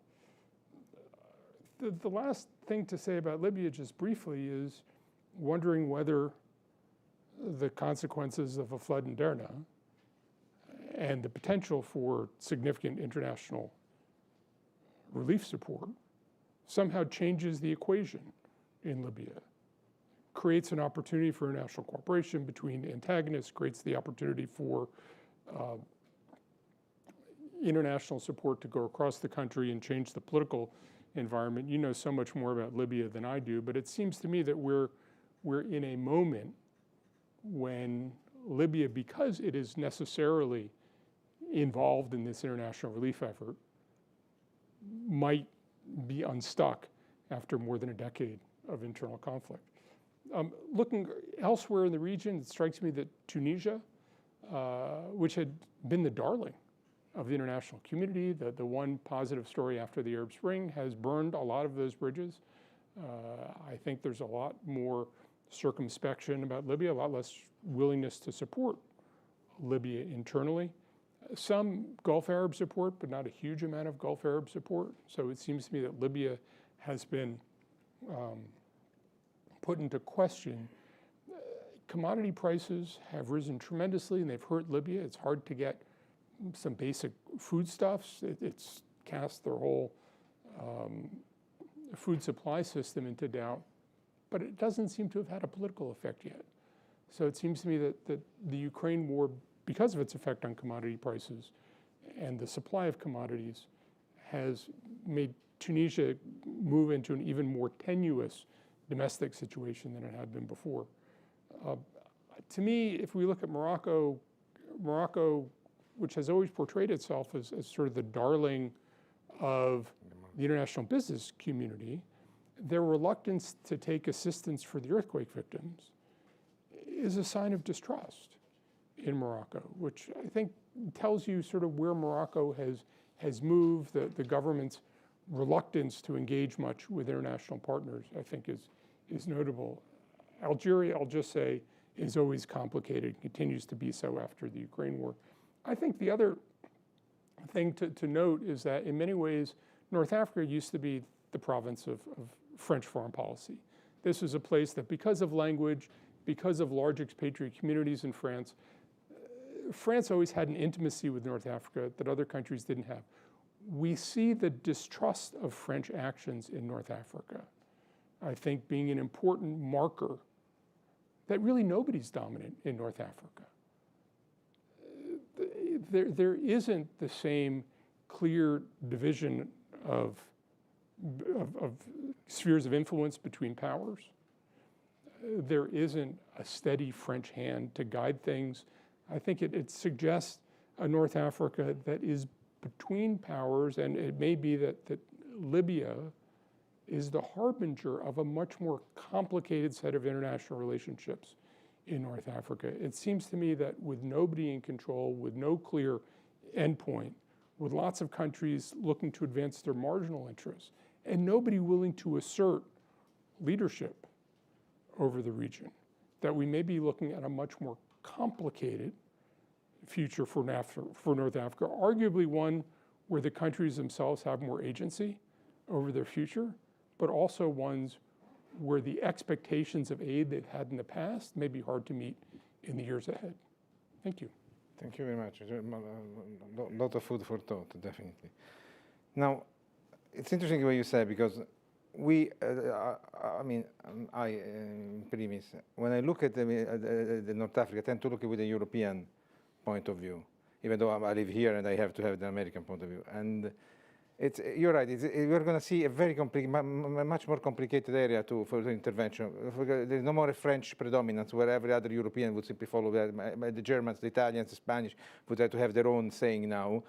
There will be more agency in the sense of the local states, and this complicates much more than before the situation, the contemporary, and how we're going to go move forward. Thank you very much. Now I'd like to pass to Alessia Mercangi, who is a professor at the La Sapienza University in Rome, a senior fellow for the North Africa and Middle East program here at Atlantic Council, non-resident senior fellow, and a fellow at the Middle East Department of Social Science and Economics at La Sapienza University. Alessia, we'd like to ask you more specifically on Italy. The new look in North Africa, in the wake of the conflict and the Piano Mattei and the dynamism, what do you think about that? Can you tell us, can you provide us a European point of view, more an Italian point of view? Because we have all appreciated the dynamism of the new Italian Meloni government and the launching of Piano Mattei as a new version of what Italy plans to do. But is there some subsistence, some consistency in this? Thank you, Karim. First of all, let me thank all the friends and colleagues of the Atlantic Council and the Italian Institute for International Political Studies, ISPI, for inviting me in this prestigious event, and it's an honor to be part of it. So, going back to your question, what we can say about the Italian proposal, this proposal of Piano Mattei. Of course, these follow a sort of new look that is proposed by the government of the Prime Minister Meloni. And of course, it's well known that even before the Ukraine war, with the failure of the so-called Arab Spring and the failure of the Barcelona process, as we know, the Barcelona process was launched in 1995 with the aim of strengthening relations between Europe and the southern Mediterranean countries. Europe withdrew from an active posture and policy toward Mediterranean and Africa. And that was a mistake made by Europe, which opened the gate for other actors to increase their grip in the region. I think that there is a clear desire of Italy to press Europe to play a more active role in the Mediterranean. For this reason, this proposal tries to rebalance it, to put once again on the desk of the European Commission the importance of the Mediterranean. Think, for example, about the name Mattei itself might underline the desire of a new form of cooperation without the perception of patronizing the past European project head toward African countries. It's not a mystery that often African and North African states felt this patronizing attitude by the European Commission. This is something that did not work in the past, and there is a need of a new approach, a new look.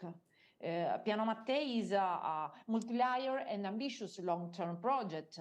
It's a sort of trigger of change in different fields, such as energy and migration fields. Nevertheless, Italy has neither the financial nor the human capacity to launch such ambitious project alone.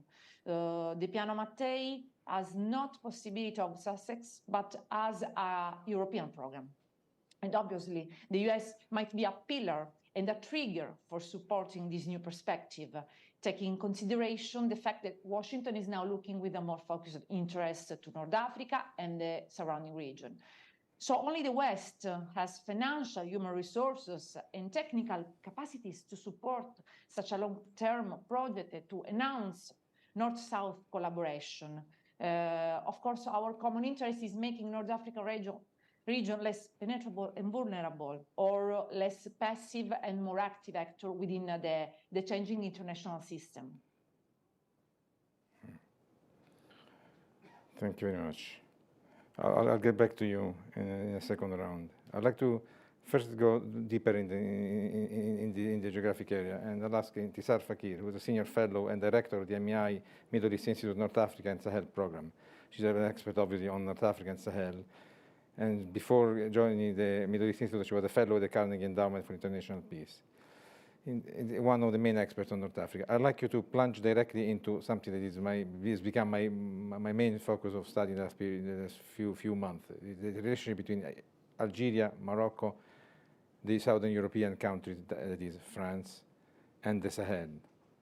Can you tell us something about that, how this has been changing, focusing on what is going on? Of course, the Ukraine war has had this influence, but this is something that goes deeper than that. Yeah, thanks, Karim. Thank you for having me, Atlantic Council. Let me also add my thanks to the colleagues at ISPI. Yeah, I mean, I think there has certainly been a lot of sort of movement, not all of it positive, on the Morocco-Algeria front.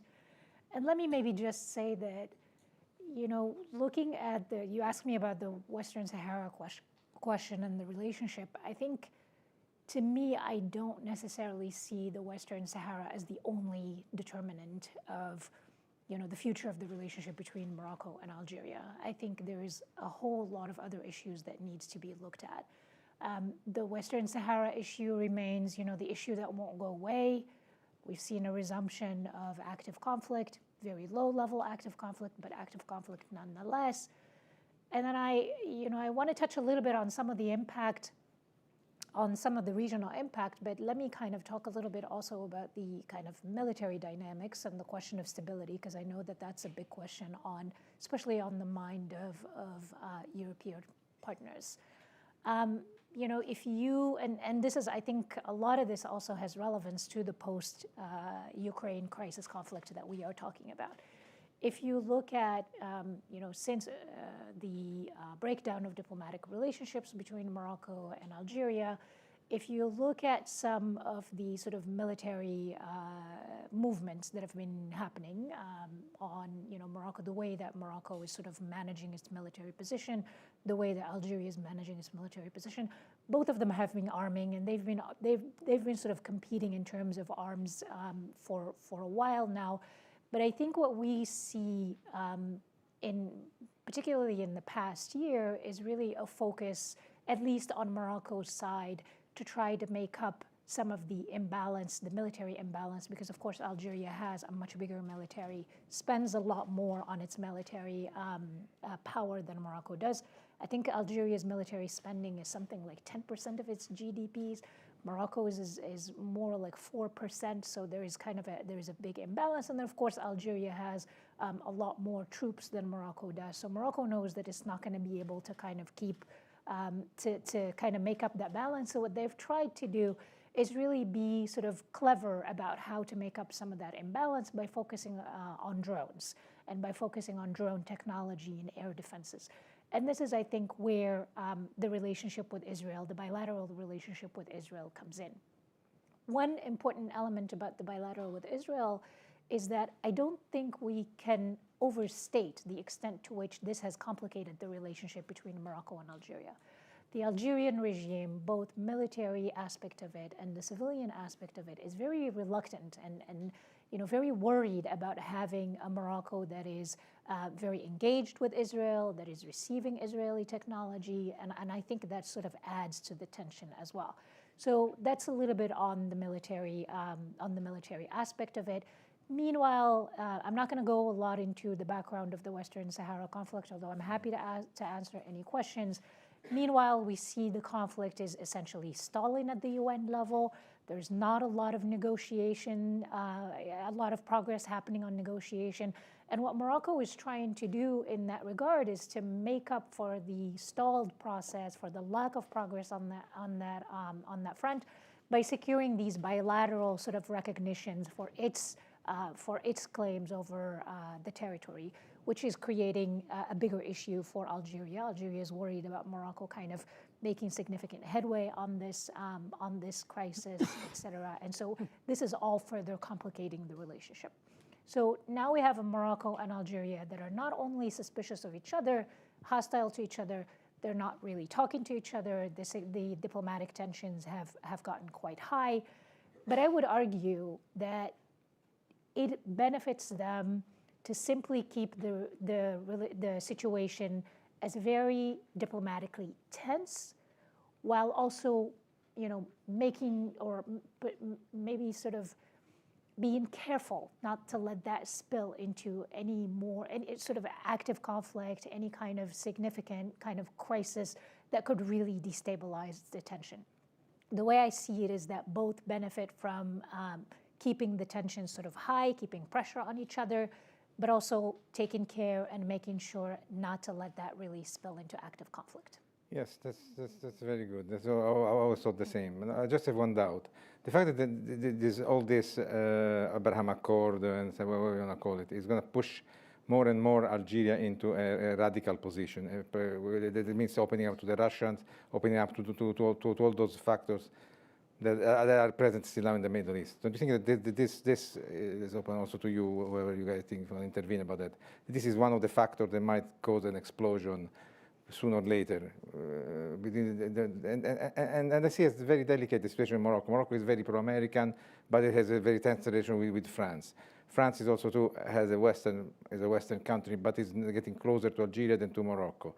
And the Russians who are increasing their presence. I don't know if they will move more troops into Libya. That's creating a tension with the Americans there. Could this lead to an underestimated conflict that we don't expect, because we were raised by saying, no, that's exactly what you said. Algeria, they bitch at each other, they yell at each other, but then in the end they do not want to have a conflict. Yeah. But when you arm, it takes sometimes we know by the historical teachings that when you prepare for war, it's not like the Latins used to say, if you want a peace, prepare for war. If you prepare for war, you get war. That's also the other side of this. Yeah, I mean, I would say yes and no. Algeria, I think, interestingly enough, certainly the relationship with Russia has continued, but I think we also see Algeria really sort of trying to figure out how to play its hand in this moment. Don't forget that, because of the suspension of Russian gas, imports into Europe, Europe has really increased its relationship and its imports of gas from Russia. So, from Algeria. So, we see a closer relationship, at least on the economic front and on the trade front, between Algeria and Europe.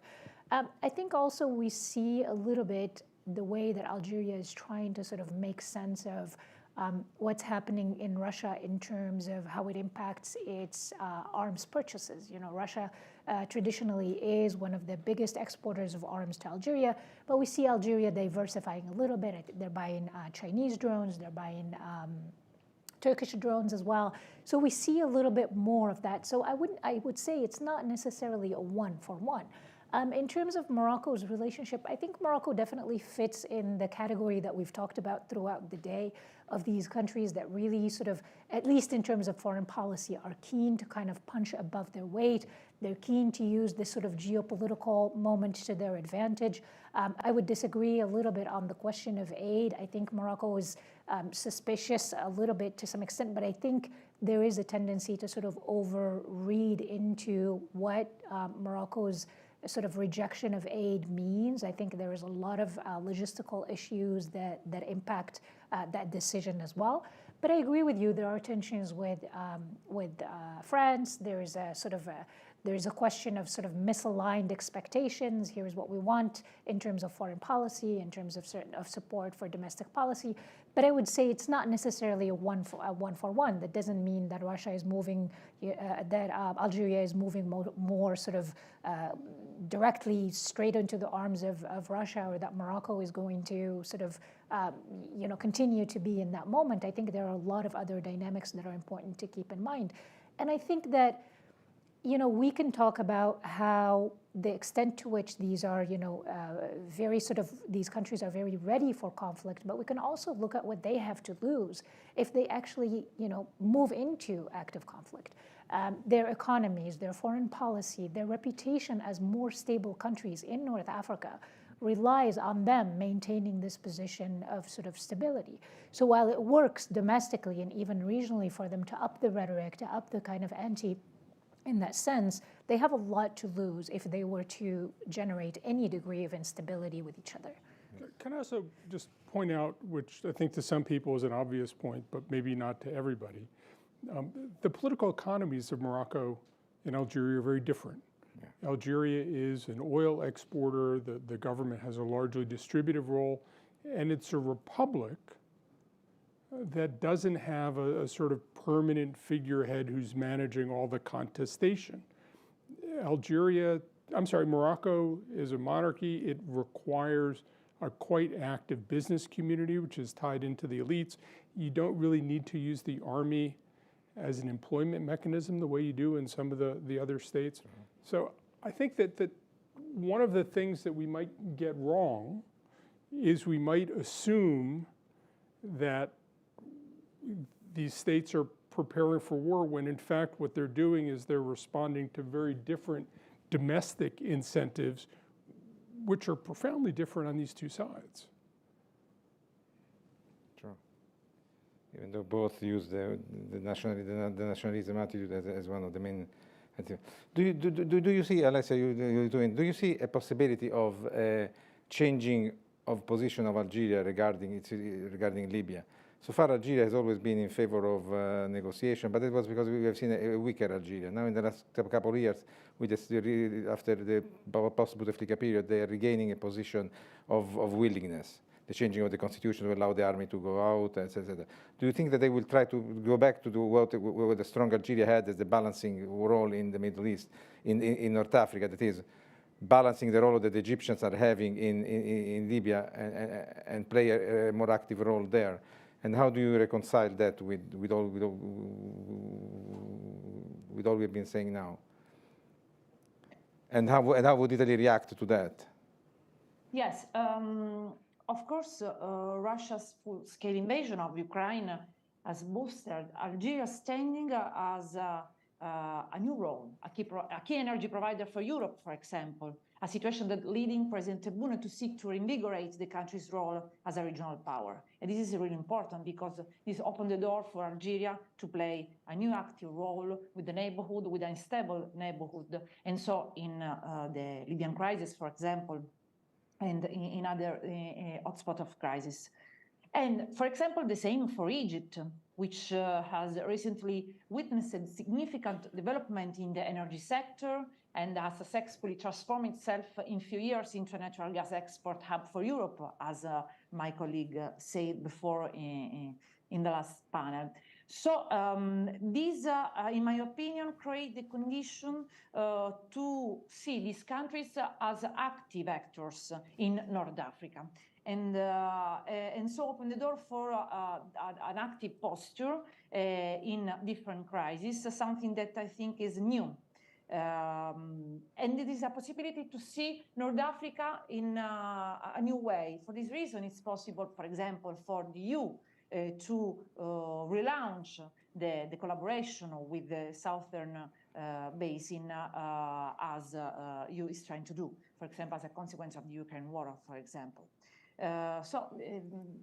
I think that Algeria and Egypt, for example, and I don't think about Tunisia because now, as we know, is in a troubled condition, is a very complex condition. But I think that Algeria and Egypt can play an important role. Maybe, of course, we need to consider what other colleagues said before, that Egypt now is going through a very dangerous economic crisis. And so we need also to consider this and the next presidential election. But in any case, Algeria remain a solid and important actor in North Africa. And the geopolitical projection of this state, of course, is really important and they have a lot of reverberation in all the neighborhood. Do you agree with this? And how do you see the situation in the Sahel influencing the behavior both of Morocco and of Algeria? I mean, I think the dynamics that we've talked about of competition is certainly plays out a little bit as well, and you know I think we see that in their relationship, you know, with each other, of course, in the way that they project themselves regionally. I think from Algeria's perspective, you know, looking back again at the domestic factors, given that there was a transition, given that there was a lot of pressure on the current presidency to really sort of show progress and to show the extent to which the government has sort of overcome that moment of 2019 and the transition that the country has undergone in 2020, we saw a lot of foreign policy sort of energy and kind of dynamism in Algeria, whether that's in terms of their engagement in the Sahel, for example, on the Mali crisis. If you also see that in terms of they're trying to position themselves as a potential negotiator on issues like the GERD, for example, and so on and so forth. And I think and you know the BRICS, the attempt to also join BRICS as part of that, really kind of showing leadership and dynamism. And I think we'll continue to see that as well in Algeria. You know, the circumstances have changed.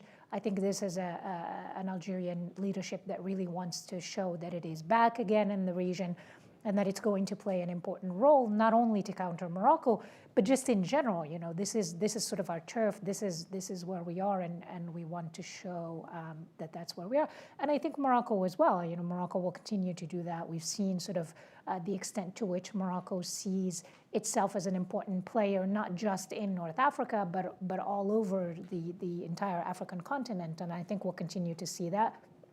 We'll see it play out in different ways in sort of different kind of areas. You know, you see a little bit more effort to compete on an institutional basis in places like the African Union, et cetera. So I think we'll continue to probably see that dynamism, which adds an important dimension to what you were talking about, John, early on, in terms of, you know, what role is there for outside actors as well, and the extent to which the way that these countries see their own agency and their own role being aided by external actors. And that's, I think, where you see sort of different attitudes pop up around different actors. And I think, for example, for Morocco, you know, even Morocco, when we talk about Morocco, we tend to overlook, for example, the relationship that Morocco has with Russia in terms of trade, in terms of exports, et cetera. I think they all potentially see that maybe their relationship with Russia could give them a little bit more sort of, you know, could kind of help them assume that leadership role that they want to assume, rather than a relationship, for example, with, you know, the U.S. versus Europe, et cetera. So I think that the role that they view for themselves really plays an important an important role in how they view the way other international actors Yes, play in as well. Let me throw one word, Maghreb Union. Go ahead. Go ahead. Well, I'll leave you the Maghreb from the Union. public is, But let me just point out, and I think it's not been noticed, but it should be noticed. Algeria is the only one of China's comprehensive strategic partners in the Middle East that wasn't added to the BRICS. It's very interesting. Yeah. All the other comprehensive strategic partnership countries with China joined BRICS in the Middle East, except for Algeria. Which has a very straightforward answer. Economically, Algeria is not reaching the level of output and development that other BRIC countries have reached. And so I think there is sort of a limit to the extent to which Algeria can parlay its partnership with China and Russia into trying to gain access into BRICS and to get sort of a way into the institution. But at the end of the day, if economically it's not where it should be, then that's going to put a limit on its ability to sort of enter these. But I think even just the fact that Algeria wanted to join BRICS can kind of give you a sense of how the country views itself in terms of foreign policy and in terms of regional influence now, today, in North Africa. Do you want me to touch on the Maghreb Union, or should I leave it there? Here. Okay. It says, what is the anticipated next step now that Algeria was not invited to join the BRICS, especially vis-à-vis relooking the Maghreb Union and even the Abraham Accords? Yeah. So on the Maghreb Union, I mean, I talk a lot about the current diplomatic tension as hampering a lot of regional cooperation. And I say that with the caveat that regional cooperation need not necessarily look like a Maghreb Union. We know all of the reasons why the Maghreb Union, and I don't mean only political ones, I mean also economic ones, the fact that these countries don't necessarily have trade compatibility, the question of connectivity, these countries are not particularly well connected, et cetera, et cetera. But I think there is a lot that can be done in terms of regional cooperation. And I think at least, and if I can plug here, there is a product that's coming by ISPI that looks at this question of Maghreb integration, and there are some interesting points on it. And the one that I would really point to is that should we now start to think about African integration as in lieu of regional integration? Because we have the Comprehensive African Free Trade Agreement that's happening. And there's a lot of effort and negotiation to really try and move that forward, which at least to me kind of circumvents this sort of regional integration, given how historically fraught it's been and how much of a failure it really is. And how would this employ the United States behavior? How would this change your perspective? This African, possible African tendency toward the integration at a larger regional vision rather than smaller would imply for the American foreign policy towards Africa? My sense is the U.S. is still rethinking its relationship to Africa, rethinking what Africa's population growth means for the future of the world, for the future of global power. Africa is not central to strategic thinking now, but it may become much more important, and we've already seen a lot of concern about Chinese investment inroads, political inroads in Africa. To me, Africa is still about Africa's potential, not about Africa's present. Obviously, there are obstacles to tight ties between the Maghreb and sub-Saharan Africa, namely the Sahara. So it's hard to do a lot with land trade. But it's still, I think, something to watch. And as Intisar pointed out, the Moroccans have been especially energetic for the last several decades, expanding into Africa. I think Algeria, less through commercial ties, because Algeria's commercial environment is different. But I think Algeria, through a sort of a more political line, is interested in having a larger role in Africa. Ultimately, you need both commerce and politics. And whether that creates a division or whether it creates a greater unity is yet to be seen. Thank you. I would like to go on for hours, but I think our time is over. And thank you very much. I ask you to congratulate our speakers, but wait, because at the end, we're going to have the conclusion by Lorenzo Forganti of ISPI. There are a few words of conclusion. But President, thank you very much. This is a great panel. Thank you, Alessia. Thank you. Thank you very much, Karim. Ladies and gentlemen, we have come to the conclusion of this event. I was given the almost impossible task, I would say, but above all, the honor of drawing some conclusions from these meaningful discussions, for which, on behalf of the organizers, I would like to thank our exceptional panelists. I will briefly try to throw out a few remarks that I believe reflect the added value of our joint event. Against the backdrop of an increasingly multipolar world, the war in Ukraine has brought to the surface dynamics that have been underway for some time in the Middle East and North Africa region. An increased diversification of partnerships, for instance, but also the consolidation of relations with international players such as Russia and China in both the strategic military and economic energy domains. These relations are somewhat favored by shifting power dynamics on the broader international scale. There seems to be a consensus among experts that in the context of the war in Ukraine and the ever-changing geopolitical landscape in the MENA, the US has further diverted its focus towards the Indo-Pacific space.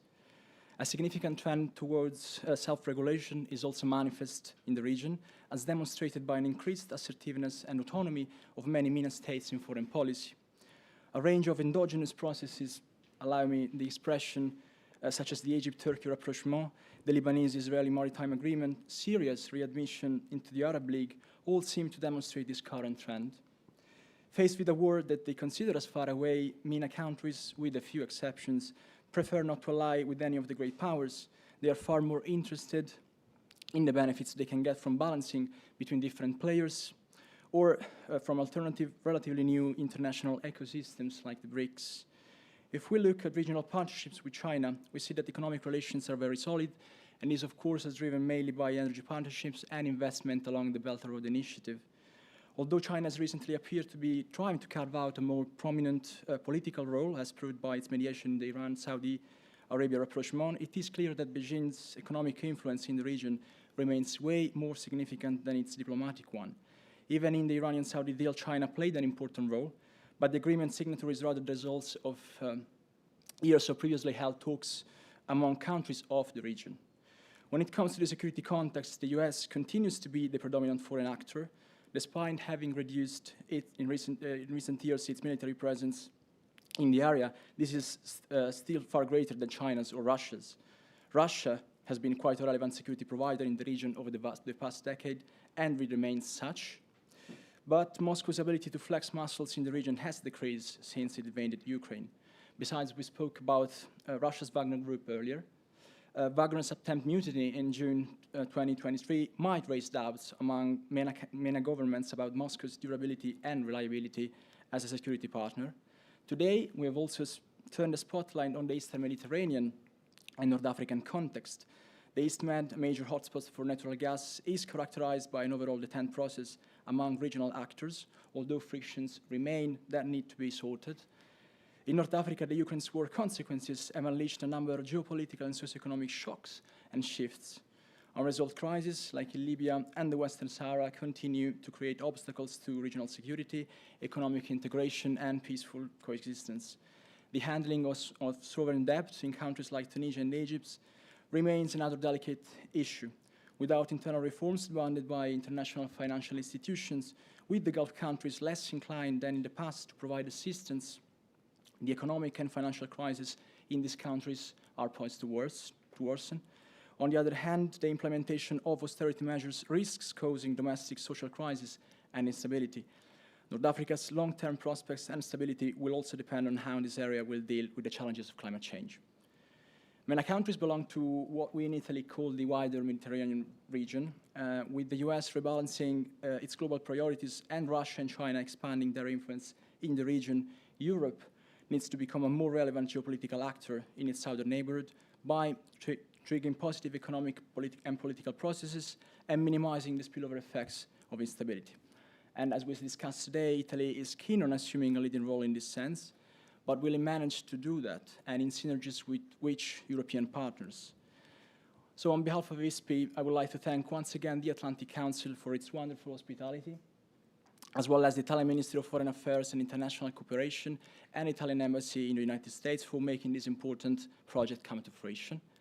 The partnership between ISPI and the Atlantic Council has spanned numerous years, and this event further proves it has always been a source of valuable collaboration.